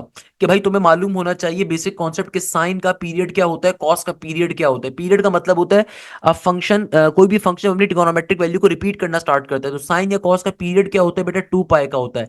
वाइल टेंजेंट का पीरियड क्या होता है, पाई का होता है। ये स्टैंडर्ड पीरियड्स हैं। साइन का, कॉस का, कॉसेक का, सेक का स्टैंडर्ड पीरियड है 2 पाई का। टेंजेंट और कॉट का स्टैंडर्ड पीरियड है पाई का। पेपर के अंदर ये क्वेश्चन आज भी पूछा गया, ये रोज आ रहा है पेपर के अंदर कि भाई लेट सपोज क्वेश्चन गिवन है आपके पास जो है ना, क्वेश्चन पेपर में आ रहा है 4x/3। एग्जामिनर बोलेगा इसका पीरियड बताओ, तो भाई पीरियड कैसे निकालते हैं, देखो अगर तो आपसे सिंपल ट्रिगोनोमेट्रिक फंक्शन का पीरियड पूछा जाए तो वो किसके बराबर होगा, साइन या कॉस के अंदर 2 पाई के। बट अगर कभी भी आपके पास एक ऐसा ट्रिगोनोमेट्रिक फंक्शन आ रहा है जिसके एंगल से कोई टर्म मल्टीप्लाई हो रही है, डिवाइड हो रही है, तो इसका पीरियड कैसे निकालते हैं कि देखो, आप सबसे पहले लिखते हो अपना स्टैंडर्ड पीरियड। जो भी वैल्यू यहाँ पे डिवाइड हो रही है ना, दूसरी तरफ जाके क्या हुई होगी, मल्टीप्लाई, सही है। और जो वैल्यू मल्टीप्लाई हो रही है यहाँ पे क्या हो जाएगी, डिवाइड। तो इसका पीरियड क्या आ जाएगा, इसका पीरियड आ जाएगा आपके पास 3 पाई/2 के बराबर। क्लियर है। फॉर एग्जाम्पल कहीं पे आपके पास लिखा हुआ है कॉस x/7, इसका स्टैंडर्ड पीरियड क्या होगा, देखो हमारे पास कॉस x का जो स्टैंडर्ड पीरियड होता है वो 2 पाई होता है, मगर चूंकि यहाँ पे एंगल से कोई टर्म मल्टीप्लाई डिवाइड हो रही है, तो जो भी टर्म डिवाइड हो रही है दूसरी तरफ जाके क्या हो जाएगी, मल्टीप्लाई। अगर मल्टीप्लाई हो रही है दूसरी तरफ जाके डिवाइड हो जाएगी, तो उसका पीरियड क्या होगा, 14 पाई के बराबर। सिमिलरली मैं कहता हूं कहीं पे लिखा हुआ आ जाता है आपके पास पर्टिकुलरली टेंजन 3x+4। अब बहुत सारे बच्चे, कल ये क्वेश्चन आया था, कल ये वाला क्वेश्चन भी मैंने करवाया था आपको, तो भाई इसका पीरियड कैसे निकालोगे।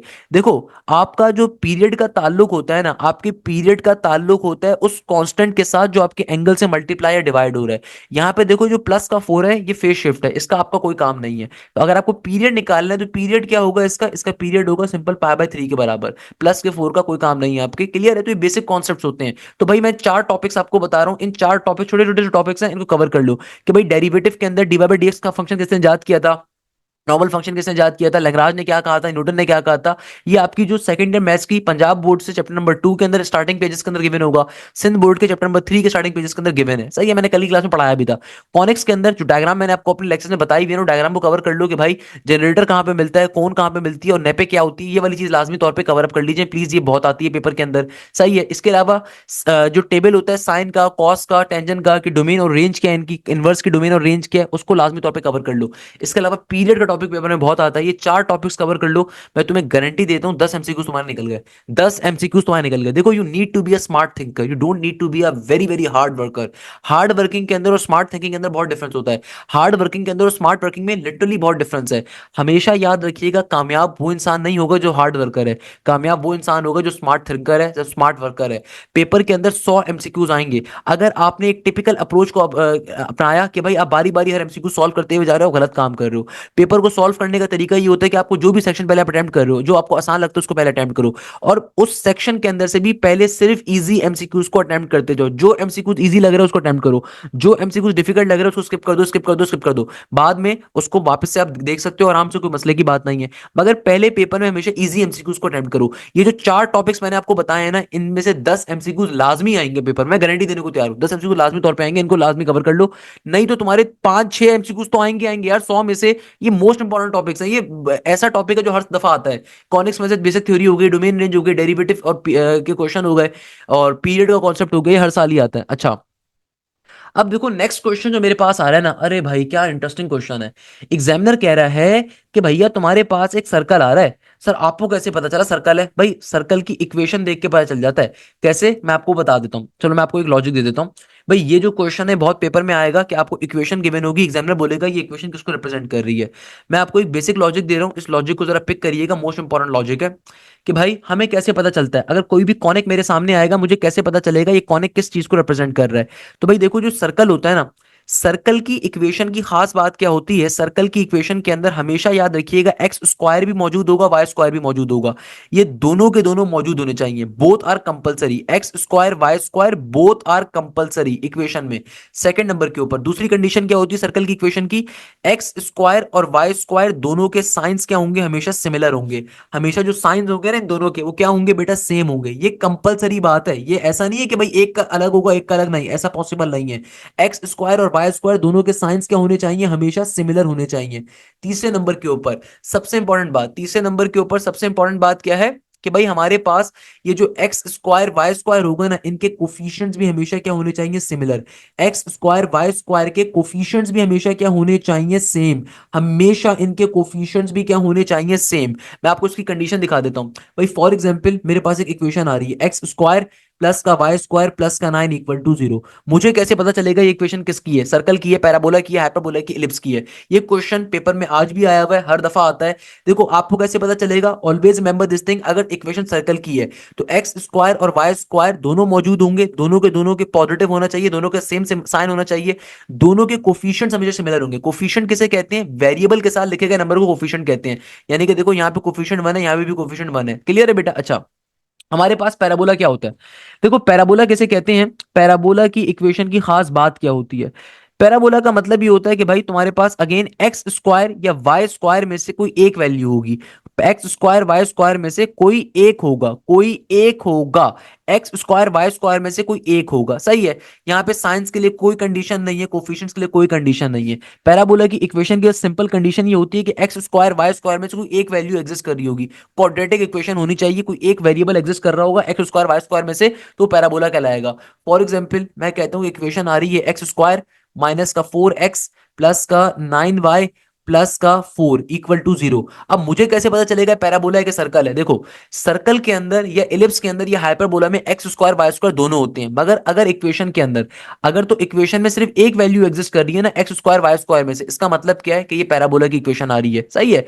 सिमिलरली देखो हमारे पास जो इलिप्स होता है, इलिप्स की इक्वेशन की खास बात क्या होती है कि इलिप्स की इक्वेशन के अंदर अगेन एक्स स्क्वायर भी होगा वाई स्क्वायर भी होगा, दोनों का होना क्या है, कंपलसरी है, सही है। एक्स स्क्वायर भी होगा वाई स्क्वायर भी होगा। दूसरी कंडीशन, एक्स स्क्वायर और वाई स्क्वायर दोनों के साइंस भी क्या होंगे, सिमिलर। एक्स स्क्वायर और वाई स्क्वायर के साइंस क्या होंगे, सेम। अब कोई बच्चा बोलेगा सर ये तो सर्कल ही बन गया, नहीं सर्कल थोड़ी बना है। कि देखो भैया हमारे पास जो सर्कल होता है वो ये होता है, इलिप्स जो होता है ना वो ये होता है। आपको मालूम है इन दोनों में डिफरेंस क्या है? भाई मैं अगर आपसे पूछूं दोनों में डिफरेंस क्या होता है, हमेशा याद रखिएगा सर्कल की जो इक्वेशन होती है ना उसमें एक्स स्क्वायर वाई स्क्वायर के कोफिशिएंट सिमिलर होंगे। इलिप्स के अंदर ये कंडीशन मौजूद है कि एक्स स्क्वायर वाई स्क्वायर के कोफिशिएंट हमेशा डिफरेंट होंगे। अगर तो सिमिलर हो गए तब तो सर्कल बन जाएगा। तो इलिप्स में क्या होता है, हमेशा डिफरेंट होते हैं। फॉर एग्जाम्पल जरा बात समझिएगा, मैं कहता हूं मेरे पास एक क्वेश्चन आ रहा है 2x स्क्वायर प्लस का 3y स्क्वायर प्लस का 9 इक्वल टू 0। अब देखो ये जो इक्वेशन आ रही है मैं डायरेक्टली पिक कर सकता हूं कि ये इलिप्स की है। कैसे? कि देखो एक्स स्क्वायर भी है वाई स्क्वायर भी है, दोनों के दोनों पॉजिटिव है, मगर एक्स स्क्वायर का कोफिशिएंट देखो 2 है, वाई स्क्वायर का कोफिशिएंट 3 है, तो कोफिशिएंट दोनों के क्या है, डिफरेंट है। कोफिशिएंट डिफरेंट होना कंपलसरी है। बाकी दो कंडीशन तो सिमिलर है मगर कोफिशिएंट डिफरेंट होना कंपलसरी है। क्यों? उसके पीछे रीजन है कि देखो सर्कल का स्ट्रक्चर क्या होता है, सर्कल का स्ट्रक्चर ये होता है कि भाई सेंटर से लेके हर कोने तक का डिस्टेंस क्या है, सिमिलर है। यानी कि मैं क्या कह सकता हूं, सेमी मेजर और सेमी माइनर सर्कल के अंदर हमेशा बराबर होता है। ये क्वेश्चन एमसीक्यूज में आया हुआ है कि सर्कल और इलिप्स में डिफरेंस क्या है। While on the other hand ellipse में क्या होता है, सेमी मेजर जो होता है वो बड़ा होता है सेमी माइनर के मुकाबले में। तो भाई अगर तो सेम होगा, यानी कि अगर तो दोनों तरफ से डिस्टेंस सिमिलर होगा तो सर्कल बन जाएगा ना यार। अगर मैं फॉर एग्जांपल अगर मैं इन दोनों तरफ के डिस्टेंस को क्या कर दूं, सिमिलर कर दूं, तब तो भाई ये सर्कल बन जाएगा ना, तब तो ये सर्कल बन जाएगा। तभी तो सर्कल नहीं है। सर्कल क्यों नहीं है? क्योंकि एक जाने से चिपटा होता है इलिप्स। तो भाई याद रखिएगा इलिप्स की इक्वेशन की खास बात क्या होती है, एक्स स्क्वायर भी होगा वाई स्क्वायर भी होगा, दोनों के दोनों पॉजिटिव होंगे, सिमिलर साइंस का होना कंपलसरी है। मगर X square Y square coefficient different होते हैं। हाइपरबोला की कंडीशन क्या होती है? देखो हाइपरबोला की कंडीशन ये होती है कि हाइपरबोला के अंदर again X square Y square दोनों मौजूद होना जरूरी है, कोई मसले की बात नहीं है। मगर खास बात क्या है कि भाई एक्स स्क्वायर और वाई स्क्वायर दोनों के साइंस हमेशा डिफरेंट होंगे, दोनों के साइंस हमेशा क्या होंगे, डिफरेंट होंगे। ये बेसिक चीजें जो आपको मालूम होनी चाहिए कि भाई मुझे डायरेक्टली देखते साथ ही अंदाजा हो जाना चाहिए कि इक्वेशन किसकी आ रही है। भाई ये इक्वेशन कभी भी सर्कल की नहीं हो सकती, क्योंकि देखो सर्कल के अंदर क्या आता है, एक्स स्क्वायर वाई स्क्वायर दोनों पॉजिटिव होते हैं, सही है। इलिप्स में भी पॉजिटिव होते हैं, मगर हाइपरबोला के अंदर एक पॉजिटिव एक नेगेटिव होगा हमेशा। अच्छा एक और क्वेश्चन लगे हाथ तो वो भी बता देता हूं, पेपर में हर साल आएगा, हर नेट के एग्जाम के अंदर आएगा। सर्कल की एसेंट्रिसिटी क्या होती है, 0 के बराबर। पैराबोला की एसेंट्रिसिटी क्या होती है, 1 के बराबर। इलिप्स की एसेंट्रिसिटी बेटा जो होती है ना, ग्रेटर देन 0 होती है मगर लेसर देन 1 होती है। हाइपरबोला की एसेंट्रिसिटी ग्रेटर देन 1 होती है। और अगर हमारे पास रेक्टेंगुलर हाइपरबोला आ जाए, रेक्टेंगुलर हाइपरबोला की एसेंट्रिसिटी होती है अंडर रूट 2 के बराबर। रेक्टेंगुलर हाइपरबोला एक ऐसा हाइपरबोला है कि जहां पे हमारे पास जो आपका मेजर एक्सिस और माइनर एक्सिस हमारा तकरीबन बराबर आ रहे होते हैं, तो उसको हम रेक्टेंगुलर हाइपरबोला कहते हैं। खैर वापस आओ, अब देखो हमारा क्वेश्चन क्या था, हमारे पास एक सर्कल की इक्वेशन गिवन है x square plus y square, आगे आ रहा है प्लस का 6x, आगे आ रहा है माइनस का 3y, आगे आ रहा है माइनस का 2 इक्वल टू 0। एग्जामिनर कहता है सर्कल का सेंटर बताओ।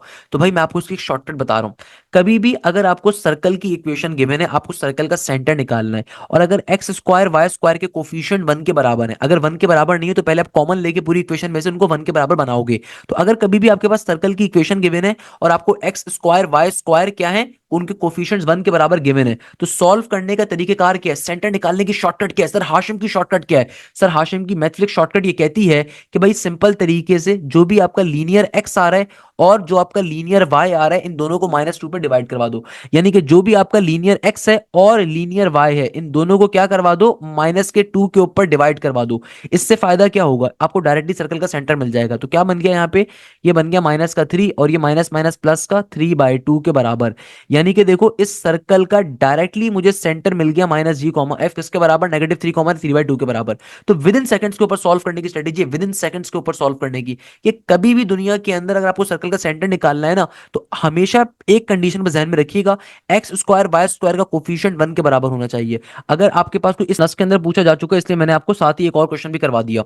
अब देखो मुझे एग्जामिनर कह रहा है सर्कल की इक्वेशन आ रही है, सेंटर बताओ। पहले नंबर के ऊपर तो देखो इस क्वेश्चन में मुझे साफ तौर पे दिख रहा है लीनियर एक्स और लीनियर वाई में से एक चीज गायब है। सिर्फ एक्स की वैल्यू आ रही है, वाई की वैल्यू नहीं आ रही। इसका मतलब क्या हुआ, इसके दो मतलब है। पहले नंबर के ऊपर तो भाई इसका मतलब है कि नेगेटिव एफ तुम्हारा 0 के बराबर है। दूसरे नंबर के ऊपर और क्यों 0 के बराबर है, क्योंकि देखो वाई की वैल्यू अगर गायब है ना, इसका मतलब क्या है कि तुम्हारा सर्कल जो फॉर्म हो रहा है उसका सेंटर एक्स एक्सिस के ऊपर होगा। तभी एक्स एक्सिस के ऊपर वाई की वैल्यू क्या होती है, लीनियर वाई की वैल्यू 0 के बराबर होती है। तो यानी कि अगर इस तरह की इक्वेशन आए और आपसे एग्जामिनर पूछे कि भाई इस सर्कल का सेंटर कहाँ फॉर्म हो रहा है, तो इसमें घबराने की जरूरत नहीं है। अगर लीनियर एक्स गायब होगा तो इसका मतलब वाई एक्सिस के ऊपर सेंटर फॉर्म हो रहा है। अगर लीनियर वाई गायब होगा तो इसका मतलब होता है वाई एक्सिस के ऊपर सर्कल का सेंटर फॉर्म हो रहा है। सारी ट्रिक्स मैंने आपको अपने बैचेस के अंदर बताई भी है बेटा, कोई मुश्किल बात नहीं कर रहा। अच्छा, अब देखो इस सर्कल का सेंटर निकालोगे कैसे। तो अगेन मेरी शॉर्टकट को डायरेक्टली अप्लाई में कर देना, क्योंकि देखो यहाँ पे आपके पास जो एक्स स्क्वायर वाई स्क्वायर आ रहा है ना, उनका कोफिशिएंट अभी 2 के बराबर है। तो पहले आप पूरी इक्वेशन में से 2 को कॉमन लोगे।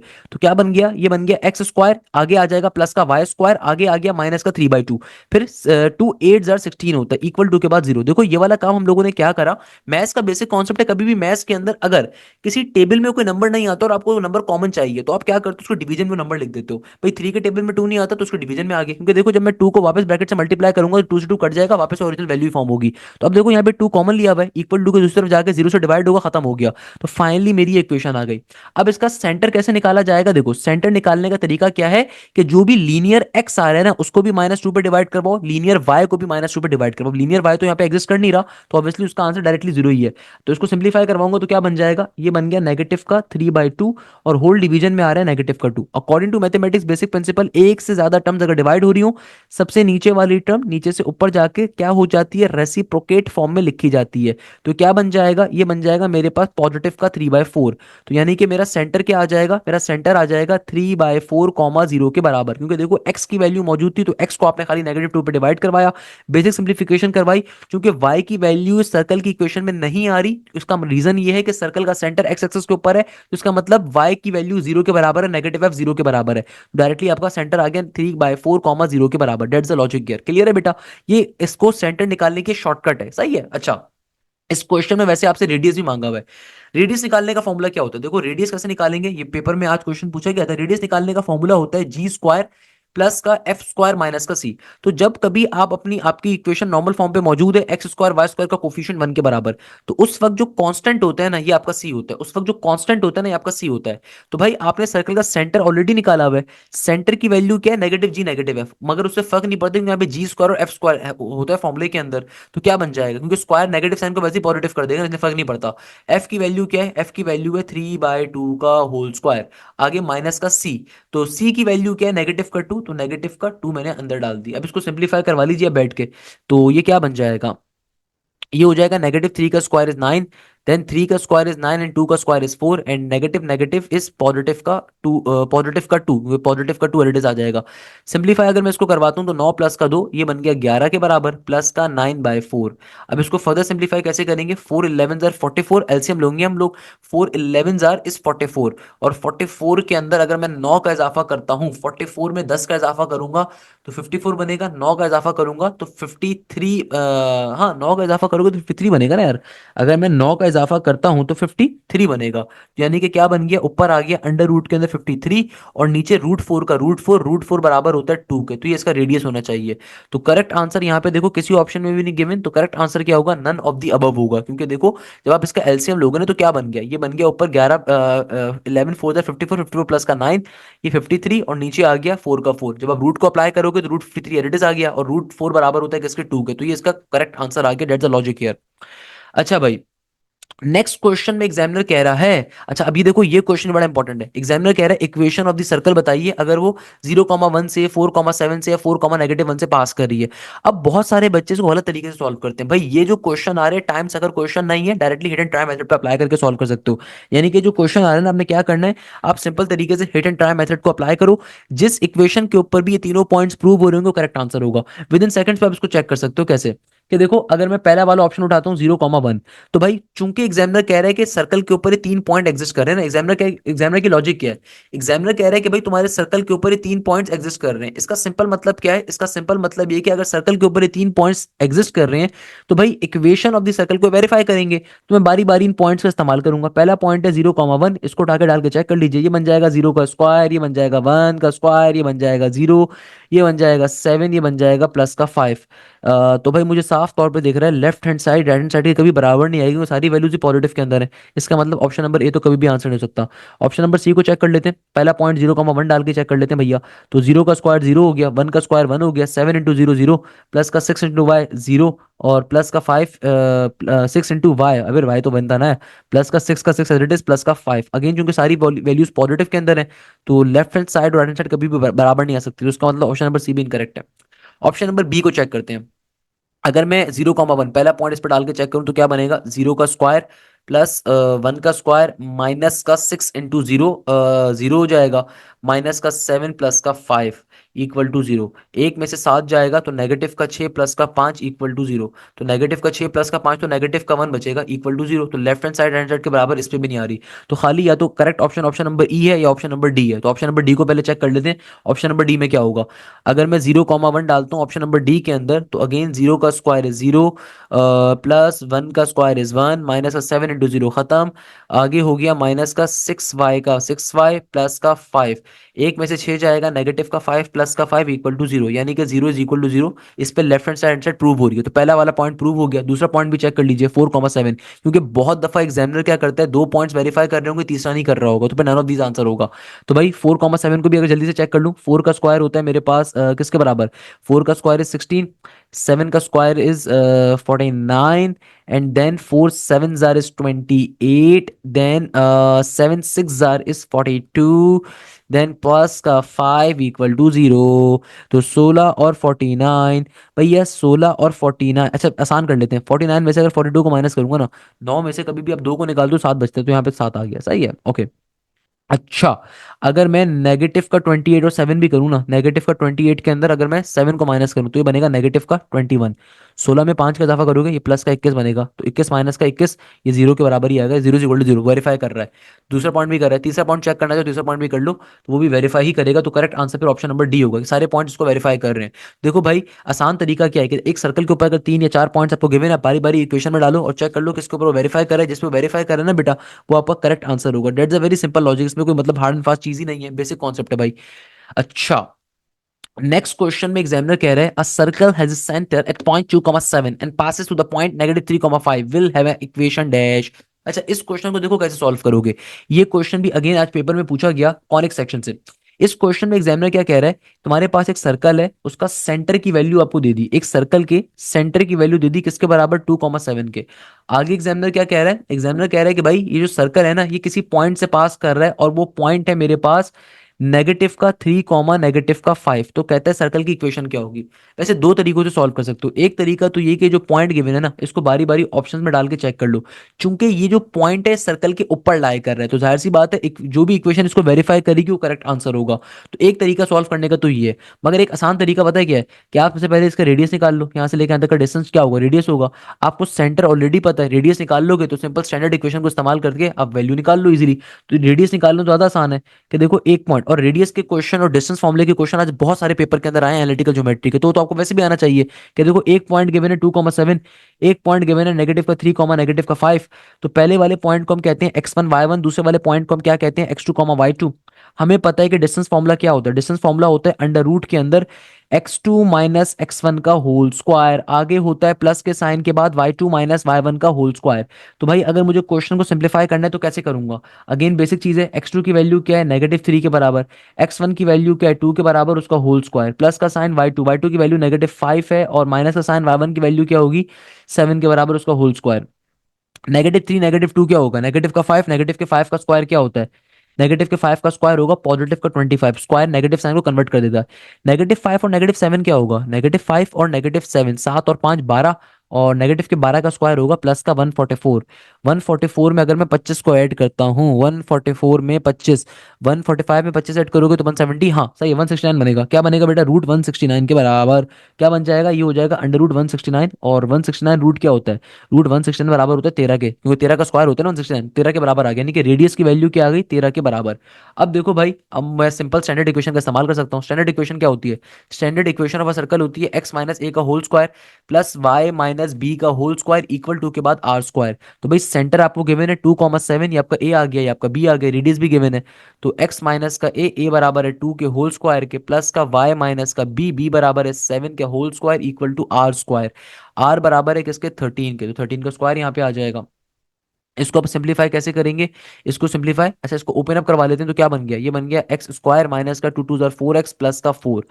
Further simplify, y square minus का 7 2 14y, कहीं पे देखो 14y आ रहा है, बिल्कुल आ रहा है, दो में आ रहा है, अच्छा तीन में आ रहा है यार, एग्जामिनर चला के। आगे क्या आ जाएगा, प्लस का 7 का स्क्वायर इज 49, 13 का square is again 169, plus y square, यहाँ पे देखो माइनस का 4x और माइनस का 14y, चेक कर लो किस ऑप्शन में दोनों आ रहे हैं, -4x -14y। ऑप्शन नंबर सी में खाली आ रहे हैं, ऑप्शन नंबर सी के अंदर ये दोनों के दोनों एग्जिस्ट कर रहे हैं, तो करेक्ट आंसर क्या होगा, ऑप्शन नंबर सी होगा। सिंपल सी बात है, क्योंकि -4x और -14y सिर्फ वहीं पे आ रहे हैं, बाकी कहीं पे भी नहीं आ रहा, तो इसका मतलब करेक्ट आंसर क्या है, ऑप्शन नंबर सी है। तो सिंपल वे में क्वेश्चन क्या हो गया हमारा, सॉल्व हो गया, डेट द लॉजिक यार, क्या मुश्किल बात है इसमें, कौन कहता है मुश्किल है भाई, कौन कहता है भाई, ये सारी ट्रिक्स मैंने आपको पढ़ाई में। अच्छा अगर आपको लगता है मुश्किल मेथड है, अगर आपको लिटरली अगर आपको लगता है मुश्किल मेथड है, तो एक और तरीका क्या है कि देखो सर्कल के ऊपर एक पॉइंट एग्जिस्ट कर रहा है -3, -5, इस पॉइंट को अब बारी बारी सर्कल की तमाम वैल्यूज में प्लॉट कर दो। अगर आपको लग रहा है ना कि जैसे ये पॉइंट आ रहा है -3, -5, तो इसको आप बारी बारी सर्कल्स की तमाम इक्वेशन में प्लॉट कर दो, जिसके ऊपर ये वेरीफाई कर देगा करेक्ट आंसर होगा। वैसे भी सॉल्व कर सकते हो, आप पे डिपेंड करता है, सही है ना, आप पे डिपेंड करता है, आपको वैसे आसान लगता है वैसे सॉल्व कर लीजिए। अच्छा, अरे भाई नेक्स्ट क्वेश्चन की क्या बात है, प्लीज मार्क इट आउट। भाई mark it out, one of the most important question.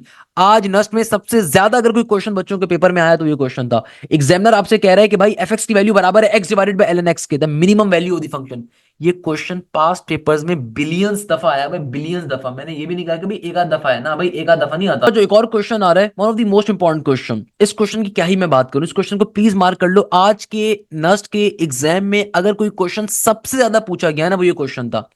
Examiner देखो यहाँ पे क्या कह रहे हैं, अगर तुम्हारे पास एक फंक्शन आ रहा है, और ये क्वेश्चन पास्ट पेपर्स में भी नस्ट में बहुत दफा आया हुआ है, या तो x divided by L x पे आता है, फिर एल एक्स बाय एक्स पे आता है।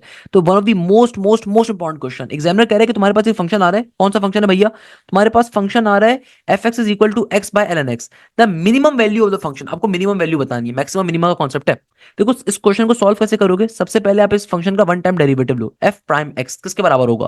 देखो यहाँ पे डेरिवेटिव कैसे लोगे, दो फंक्शंस डिवाइड हो रहे हैं, डेरिवेटिव का डिवीजन फॉर्मूला। डेरिवेटिव का डिवीजन फॉर्मूला ये कहता है कि जो भी नीचे वाली टर्म आ रही है उसका नीचे स्क्वायर लोगे, सही है। नीचे वाली टर्म को आपने ऊपर एज इट इज एक दफा कॉपी डाउन करना है, फिर ऊपर वाले फंक्शन का डेरिवेटिव लोगे, तो एक्स का डेरिवेटिव एक्स रिस्पेक्ट से 1 होगा, बीच में साइन लगाओगे माइनस का डिवीजन फॉर्म लेके, जिस टर्म का डेरिवेटिव ले चुके उसको एज इट इज रहने दोगे, और जिस टर्म का डेरिवेटिव नहीं लिया था उस पर अप्लाई कर दोगे, तो एल एन एक्स का डेरिवेटिव क्या होता है, 1/x के बराबर। अब देखो इसको अगर मैं थोड़ा सा मजीद सिंप्लीफाई करके लिख दूं तो क्या बन गया, ये बन गया एफ प्राइम एक्स, ऊपर आ गया मेरे पास एल एन एक्स, और देखो इस एक्स से एक्स तो कैंसिल आउट हो गया, तो सिंपल 1 बच रहा है, और नीचे क्या है, नीचे हमारे पास आ रहा है एल एन एक्स का होल स्क्वायर। चूंकि हमें मिनिमम या मैक्सिमम वैल्यू निकालनी है, तो हम अपनी कंडीशन का इस्तेमाल करेंगे, एक्सट्रीम कंडीशन का। एक्सट्रीम कंडीशन का मतलब होता है एफ प्राइम एक्स की वैल्यू पे आप जीरो रखोगे ताकि एक्स की वैल्यू आ सके, तो इस एफ प्राइम एक्स की जगह पे हम क्या रख देंगे, जीरो, ताकि मेरे पास क्या आ जाए, मेरे पास सिंपल तरीके से एक्स की वैल्यू आ जाए। देखो ये जब यहाँ पे मैं जीरो रखूंगा ना, तो मेरे पास ये नीचे वाली टर्म जो यहाँ पे डिवाइड हो रही है वहां पे जाके क्या हो जाएगी, मल्टीप्लाई होकर खत्म हो जाएगी। तो मेरे पास खाली क्या वैल्यू बचेगी, ln x माइनस का 1, क्योंकि देखो जब मैंने f प्राइम x की जगह पे 0 प्लॉट करूंगा तो ये टर्म जो यहाँ पे डिवाइड हो रही है वहां पे जाके जब मल्टीप्लाई होगी तो ऑब्वियसली सी बात है खत्म हो जाएगी, वाइंड अप हो जाएगी। तो मेरे पास क्या आ गया, माइनस का 1 जब वहां जाएगा प्लस का 1 आ गया, यानी कि यहाँ पे क्या आ गया, 1 किसके बराबर आ गया, 1 बराबर आ गया ln x के, यानी कि ln x की वैल्यू क्या आ गई, सिंपल तरीके से 1 के बराबर। देखो मेरे पास 1 किसके बराबर आ गया, ln x के। भाई हमें x की वैल्यू यहाँ से चाहिए ताकि मैं अपनी मिनिमम मैक्सिमम वैल्यू कैलकुलेट कर सकूं। अब देखो ln किसके बराबर होता है, ln दुनिया में बराबर होता है 1 डिवाइडेड बाई ई के, यानी कि ln किसके बराबर होता है 1 बाई ई के। तो अगर मैं इस ln की जगह पे क्या लिख दूं, मैं सिंपल तरीके से यहाँ पे कहता हूँ भाई ln की जगह पे मैं लिख दिया 1 बाई ई, इधर x का x रिलेटिव ई यहाँ पे डिवाइड हो रहा है, वहां पे जाके क्या हो जाएगा, मल्टीप्लाई। तो आपके पास सिंपल तरीके से ई की वैल्यू किसके बराबर आ जाएगी, x के बराबर, यानी कि x किसके बराबर आ गया, ई के। तो आपके पास जो भी x का आंसर आया ना, इसको आपने अपने ओरिजिनल फंक्शन में डाल दो, आंसर आ जाएगा। जो भी मेरे पास ये x का आंसर आया है इसको मैं अपने ओरिजिनल फंक्शन में प्लॉट कर देता हूँ, तो यहाँ क्या बन जाएगा, ये हो जाएगा f इंटू ई। यहाँ पे x की जगह पे e आ जाएगा और नीचे भी क्या आ जाएगा, ln e का ln e। तो e का e एट इज ln e किसके बराबर होता है, 1 के। तो यानी कि मेरा आंसर क्या आ गया, सिंपल e के बराबर आ गया। यानी कि इसका मतलब क्या हुआ कि आपका option number e for Apple is the correct answer. यानी कि देखो मिनिमम वैल्यू कैसे निकाली, क्योंकि इस फंक्शन के अंदर आपके पास एक ही एक्स की वैल्यू आई थी, तो आपने डायरेक्टली उठा के अपने ओरिजिनल फंक्शन में डाली और डालने के ऊपर आपको जो एफ एक्स का आंसर किसके बराबर आ गया, ई के बराबर आ गया। कैसे सॉल्व किया दोबारा समझ लो भाई, ये क्वेश्चन मोस्ट इंपॉर्टेंट क्वेश्चन है। भाई आपके पास जो ओरिजिनल फंक्शन आ रहा था आपने उसका वन टाइम डेरिवेटिव लिया, वन टाइम डेरिवेटिव लेने के बाद अपने एक्स की वैल्यू को कैलकुलेट करना है। कैसे कैलकुलेट करोगे, एफ प्राइम एक्स के अंदर जीरो को प्लॉट करोगे, तो आप वैल्यू सिंप्लीफाई करवाओगे, आपके पास एक्स की वैल्यू होगी। एक्स की वैल्यू कैसे निकाली, देखो एलन क्या होता है, एलन कहते हैं a log having a base e, a log having a base e is known as the Elon.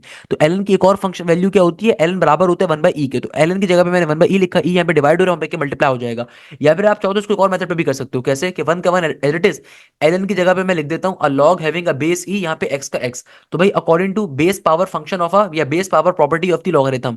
Base power property क्या होती है कि देखो जो भी तुम्हारा फंक्शन आ रहा है उसको एज इट इज एक दफा लिखो, जो भी तुम्हारे पास बेस के अंदर नंबर आ रहा है उसको लिखोगे, इक्वल टू की तरफ जो वैल्यू आ रही है उसके पावर में आ जाएगी। तो एक तरीका लिखने का ये भी होता है, इसको भी समझ लो। मैं एक और क्वेश्चन में समझा देता हूँ कि भाई फॉर एग्जांपल अगर कहीं पे लिखा हुआ है ना लॉग 2x इक्वल टू के बाद 3, तो भाई x की वैल्यू कैलकुलेट करनी है तो क्या होगी। तो भाई देखो कैसे सॉल्व करोगे, जो भी फंक्शन होगा उसको एज इट इज एक बार लिखोगे, जो बेस में वैल्यू आ रही है उसको लिखोगे, और इक्वल टू की तरफ जो नंबर था उसकी पावर में आ जाता है, ये कहलाती है base power property of the logarithm.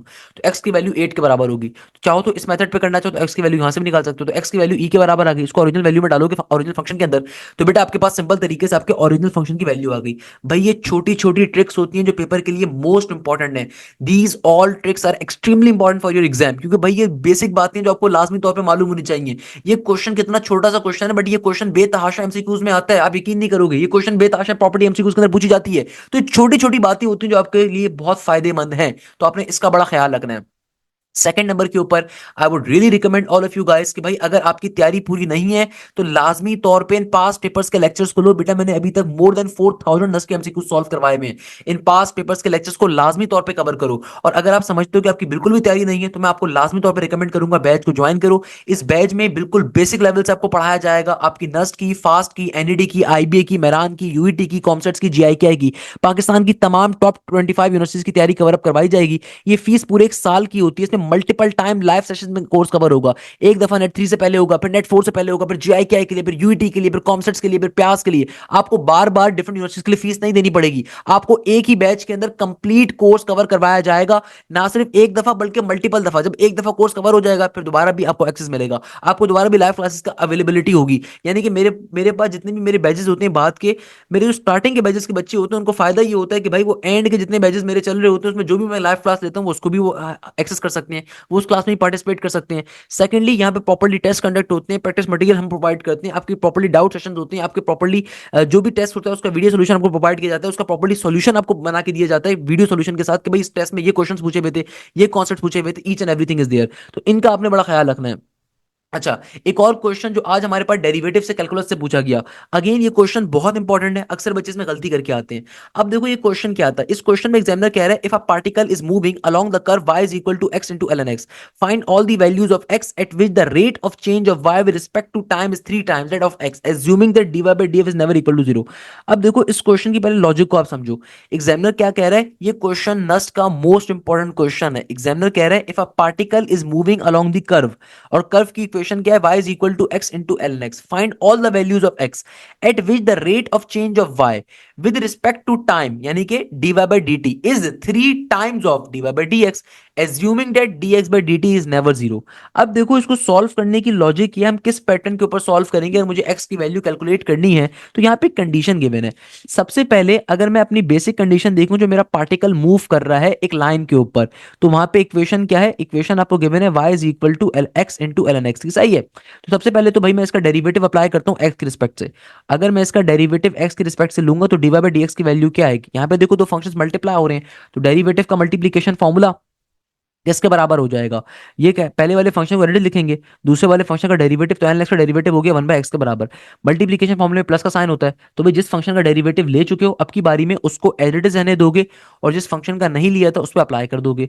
अब देखो एक्स से एक्स कट गया तो मेरे पास D Y by D x की वैल्यू किसके बराबर आ गई, D Y by D x की वैल्यू आ गई हमारे पास 1 + ln x के, D Y by D X किसके बराबर आ गया, ये आ गया बेटा 1 + ln x, यानी कि देखो d Y by D x की वैल्यू क्या आ गई, सिंपल तरीके से 1 + ln x के बराबर। कह रहे at which the rate change of y with respect to time, इसका मतलब क्या हुआ, यानी कि रेट चेंज ऑफ y, यानी कि y का चेंज किसके रिस्पेक्ट से, टाइम की रिस्पेक्ट से, is 3 times that of the x, is इसका मतलब equal to 3 times that of the x, यानी कि सिंपल तरीके से यहां पे क्या आ जाएगा, यहां पे आ जाएगा आपके पास dx by dt, क्योंकि देखो एग्जामिनर की कंडीशन को पिक करो, find all the values of x at which the rate change of y with respect to time, with respect to time यानी कि dy by dt इज इसका मतलब equal to 3 times that of the x, यानी कि dx by dt, यानी कि x का भी t की रिस्पेक्ट से। तो यहां से देखो dt से dt कैंसिल आउट हो जाएगा हमारे पास, नॉर्मल सी बात है, dt से dt क्या हो जाएगा, कैंसिल आउट, ये dx जो ऊपर मल्टीप्लाई हो रहा है नीचे आके क्या हो जाएगा, डिवाइड, तो क्या बन गया dy by dx is equal to 3। अब फाइनली dy by dx के अंदर अब dy by dx की वैल्यू डाल दो, किसके बराबर है, dy by dx की वैल्यू हमने निकाली थी ना, किसके बराबर थी, 1 + ln x के बराबर थी, तो यानी कि मेरे पास ये क्या बन गया, dy by dx की जगह पे आ गया 1 का ln x इक्वल टू के बाद 3 का 3।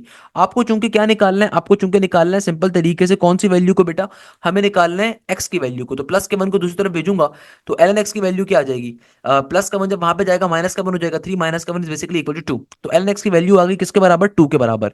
अब हमें क्या चाहिए भाई, हमें तो चाहिए सिंपल तरीके से क्या, हमें तो चाहिए सिंपल तरीके से x की वैल्यू, यहां पे अभी आ रहा है ln x is equal to 2, तो आसान तरीका सॉल्व करने का जो आपको आसान लगे उस मेथड पे कर सकते हो। आसान तरीका कि देखो ln क्या होता है, ln होता है logarithm having a base e, function का फंक्शन इक्वल टू 2। कैसे सॉल्व करोगे कि देखो जो भी यहाँ पे आपका फंक्शन आ रहा है उसको एडिटिव एक बार लिखो, जो भी आपकी बेस आ रही है उसको एडिटिव एक बार लिखो, इक्वल टू के इस तरफ जो नंबर आ रहा है वो उसकी पावर में आ जाएगा, तो x की वैल्यू किसके बराबर आ गई, सिंपल ई स्क्वायर के बराबर। तो the correct answer should be x is equal to e square, option number e for elephant is the correct answer. देखो ये क्वेश्चन आज जब पेपर में आया था मेजोरिटी बच्चे सॉल्व नहीं कर सके, 90% बच्चे क्वेश्चन को पिक ही नहीं कर पाया, बेटा मोस्ट इंपॉर्टेंट क्वेश्चन है, खुदा रहा इस बात को समझो, one of the most most most important question है। भाई लॉजिक बहुत सिंपल है, आपको पहले एक इक्वेशन गिवन है, आपने इक्वेशन का डिवाइड बाय डीएक्स निकाल लिया, अब जो सेकंड लाइन आ रही है असल कंडीशन को क्रिएट कर रहा है कि find all the values of x at which the rate of change of y with respect to the time is 3 times of the x। इसका मतलब क्या है कि एग्जामिनर कह रहे हैं dy by dt किसके बराबर है, 3 times of dx by dt के, तो dt से dt कट गया, dx जो ऊपर मल्टीप्लाई हो तो नीचे का डिवाइड हो गया, तो dy by dx 3 के बराबर आ गया। आपने सिंपल dy by dx में dy by dx की वैल्यू को डालना है, सिंपल वे में क्वेश्चन सॉल्व हो जाएगा। देखो मैं आपसे बार बार चार बातें कहूंगा, खुदारा चार टॉपिक्स को कवर करके जाओ, मैंने जो आपको डेरिवेटिव की थ्योरी बताई है उन जो नाम वगैरह हैं साइंटिस्ट के उनको कवर अप करिएगा। दूसरे नंबर के ऊपर कॉनिक सेक्शन को लाजमी तौर पे कवर करके वैसे भी जाओ, मगर कॉनिक सेक्शन के अंदर जो कौन से रिलेटेड कॉन्सेप्ट होता है नेपे शेपे ये पढ़ के जाओ। तीसरे नंबर के ऊपर डोमेन और रेंज ट्रिगोनोमेट्रिक फंक्शंस की ये पढ़ के जाओ। चौथे नंबर के ऊपर ट्रिगोनोमेट्री से बेसिक कॉन्सेप्ट फॉर्मूलाज आपको आने चाहिए, मगर एटलीस्ट पीरियड का कॉन्सेप्ट लाजमी तौर पे पढ़ के चले जाना, पेपर में कुछ आए ना आए ये चार टॉपिक्स लाजमी आएंगे, तुम्हारे 10 एमसीक्यू स्ट्रेट फॉरवर्डली इनसे निकलेंगे, स्ट्रेट फॉरवर्डली। तो भाई ये अभी तक के आज के तमाम पेपर्स जो हमारे पास आए, मैं आपको बार बार बता रहा हूं ये वो तमाम के तमाम पेपर हैं जो आज नस के 10th ऑफ फेब को पूछे गए एग्जामिनर की जानिब से। एक चीज का आपने बहुत कैटेगोरिकल वे में ख्याल रखना है कि भाई जितने भी मैं आपको पेपर्स बता रहा हूं इन पेपर्स को साथ साथ बैठ के सॉल्व करें, जो मोस्ट इंपॉर्टेंट टॉपिक्स हैं इनको लाजमी तौर पे कवर करें। मोस्ट इंपॉर्टेंट टॉपिक्स में कॉनिक सेक्शन आता है, ट्रिगोनोमेट्री आता है, कैलकुलस के अंदर से लिमिट्स का कॉन्सेप्ट पढ़ लो बेटा, लिमिट्स का कॉन्सेप्ट पढ़ लो, मैंने कल की क्लास में बहुत सारे लिमिट्स के क्वेश्चन करवाए थे। इसके अलावा आपके पास डेरिवेटिव हो गया, बेसिक डेरिवेटिव्स आपको आने चाहिए कि भाई मैंने कल की क्लास में बताया था कि नेचुरल एक्सपोनेंट का कितने सारे कल क्वेश्चन आए हुए थे, आज भी आए हुए। देखो जो क्वेश्चन रिपीट हो रहा है मैंने उसको जानबूझकर नहीं लिखा, फायदा नहीं है ना यार हमारी, वरना वीडियो बहुत लंबी हो जाएगी, तो मैंने जानबूझ के जो क्वेश्चन रिपीटेड था उसको मैंने खुद नहीं आपको बताया। सिमिलरली कॉमन एक्सपोनेंट के क्वेश्चन आज भी पूछे गए थे, बट मैंने वो जानबूझ के आपको नहीं बताया क्योंकि भाई मैंने ऑलरेडी कल की वीडियो में वो बता दिए थे। जो रिपीटेड क्वेश्चन है उसको करवाने का फायदा नहीं है, जो यूनिक क्वेश्चन है मैं उनको सॉल्व कराऊं तो ज्यादा आपको फायदा होगा। सीक्वेंस सीरीज के अंदर से क्वेश्चंस मैंने कल भी बताए थे, बहुत सारे आ रहे हैं। प्रोबेबिलिटी कॉम्बिनेशन परम्यूटेशन से क्वेश्चंस आएंगे, पीसीपी इसको कहते हैं। इसके अलावा मैट्रिसेस के काफी सारे कॉन्सेप्ट होते हैं, हमने आज की क्लास में भी देखा theoretical concepts. Real and complex number से बेसिक आपके पास डिमोवर्स थ्योरम के क्वेश्चन बहुत आते हैं, आपके पास डिवीजन ऑफ कॉम्प्लेक्स नंबर के क्वेश्चन आते हैं। तो ये मोस्ट इंपॉर्टेंट टॉपिक्स हैं। अगर आपने इन टॉपिक्स को कवर कर लिया, मैं आपको गारंटी दे सकता हूँ 70 to 80 एमसीक्यूज आपके 100% करेक्ट होंगे। 70 एमसीक्यूज आपके 100% करेक्ट है मैथ्स के अंदर, आपने ये टॉपिक्स एटलीस्ट कवर अप करके चले गए। तो भाई इसके अलावा पास्ट पेपर्स को लाजमी टॉपिक कवर करें। Last but not the least, अगर आपकी तैयारी पूरी नहीं है तो मैं बार बार रिकमेंड करूंगा, न्यू बैच अभी मेरा स्टार्ट हो रहा है 14 फेब से, इसको लाजमी तौर पे ज्वाइन करें। इस बैच की इंट्रोडक्शन क्लासेस हमारी ऑलरेडी स्टार्ट हुई है। इस बैच का सबसे बड़ा फायदा जो आपको मिलेगा कि भाई आपको कंप्लीट एप्टीट्यूड का course multiple time live classes के अंदर कवर करवाया जाएगा। ये जो फीस होती है बेटा, ये वन टाइम फीस होती है, लाइव क्लासेस में कंप्लीट कोर्स कवर करवाया जाएगा। इसके अलावा सबसे इंपॉर्टेंट फीचर क्या है कि भाई रिकॉर्डेड कोर्स हमारा नहीं होता, यानी कि जो यूट्यूब पे कोर्स होता है वो रिकॉर्डेड कोर्स है, वो सिर्फ मैथ्स का पढ़ा हुआ है। लाइव क्लासेस में आपको हर सब्जेक्ट स्पेशलिस्ट पढ़ाएगा। पाकिस्तान की जो बेस्ट एप्टीट्यूड की फैकल्टी है वो पढ़ाएंगे, चाहे वो फिजिक्स हो, चाहे वो मैथ्स हो, चाहे वो जिन यूनिवर्सिटी में केमिस्ट्री कंप्यूटर आती है वो हो, आपको पाकिस्तान की बेस्ट फैकल्टी पढ़ाएगी। सेकंड नंबर के ऊपर आपके प्रॉपर्ली टेस्ट कंडक्ट किए जाएंगे। थर्ड नंबर के ऊपर आपके तमाम के तमाम प्रैक्टिस मटेरियल हम लोग आपको प्रोवाइड करेंगे। इसके अलावा टीपीपीज हम आपको प्रोवाइड करेंगे, टॉपिकल पास्ट पेपर। आपका जो भी टेस्ट होगा आपको उसका with solution video solution provide किया जाएगा। तमाम के तमाम टेस्ट हमारे पेपर बेस्ड, हमारे पास जो टेस्ट होते हैं उसके अंदर आपको प्रॉपर्ली पास्ट पेपर बेस्ड होते हैं। इसके अलावा सबसे इंपॉर्टेंट फीचर, आपकी प्रॉपर्ली डाउट सेशंस कंडक्ट होते हैं, यानी कि भाई ये लाइव क्लासेस के अलावा फैक्टर है कि लाइव क्लासेस के अलावा कि भाई आपके हफ्ते के अंदर हर सब्जेक्ट की डाउट सेशन कंडक्ट होगा, मैथ्स का, फिजिक्स का, इंग्लिश का, केमिस्ट्री का, कंप्यूटर का एंड सो ऑन। कि भाई आपके कोई मसला है, कोई प्रॉब्लम है, लाइव क्लासेस के अलावा आप उन क्लासेस के अंदर डाउट सेशन के अंदर अगेन बेस्ट टीचर्स होते हैं, मेरे सबऑर्डिनेट टीचर्स जो होते हैं वो आपको बैठ के डाउट सेशन के अंदर आपकी क्वेरीज को, आपके क्वेश्चन को क्लियरफाई कर रहे होते हैं। सेकंड नंबर के ऊपर इधर आप नस के नेट 3 की तैयारी कवर अप कर रहे हो, इधर आप फास्ट की तैयारी कवर अप कर रहे हो, इधर आप यूईटी की तैयारी कवर अप कर रहे हो, आप एनईडी की कर रहे हो, मैरान की कर रहे हो, जीआईकेआई की कर रहे हो, आप आईबीए की कर रहे हो, आप लम्स की कर रहे हो। ये बैच आपके लिए परफेक्ट है, क्योंकि भाई इसमें एक दफा हम कोर्स विद इन 2 मंथ में कवर करवाएंगे, उसके बाद में मल्टीपल टाइम रिवीजन हो रहा होगा। तो इसमें आपका फायदा ही फायदा है, इसमें आपका मेजॉरिटी फायदा है कि आपका कोर्स मल्टीपल टाइम रिवाइज होगा। अगर बोर्ड के पेपर की वजह से आपकी कुछ क्लासेस छूट गई तो कोई मसले की बात नहीं, दोबारा हम उस क्लास को कवर अप करेंगे, दोबारा कवर अप हो जाएंगी। तो भाई इस बैच के अंदर पाकिस्तान की टॉप 25 यूनिवर्सिटी प्रिपरेशन आपकी कवर अप होगी, तो लाजमी तौर पर इस बैच को ज्वाइन करें। मैं हूं हाशिम जिया और आज की क्लास में हमने नस के 10th के तमाम क्वेश्चंस को देखा कि नस के 10th के तमाम पेपर्स के अंदर क्या क्वेश्चंस पूछे गए। मैंने वो क्वेश्चंस आप लोगों को सॉल्व करवाए। यहीं पे इस क्लास को एंड करेंगे उस उम्मीद के साथ कि आप जाएं जैसे खैरियत से। मुझे बहुत सारी दुआओं में याद रखिएगा। जज़ाकल्लाह, thank you so much Hashim Dassani.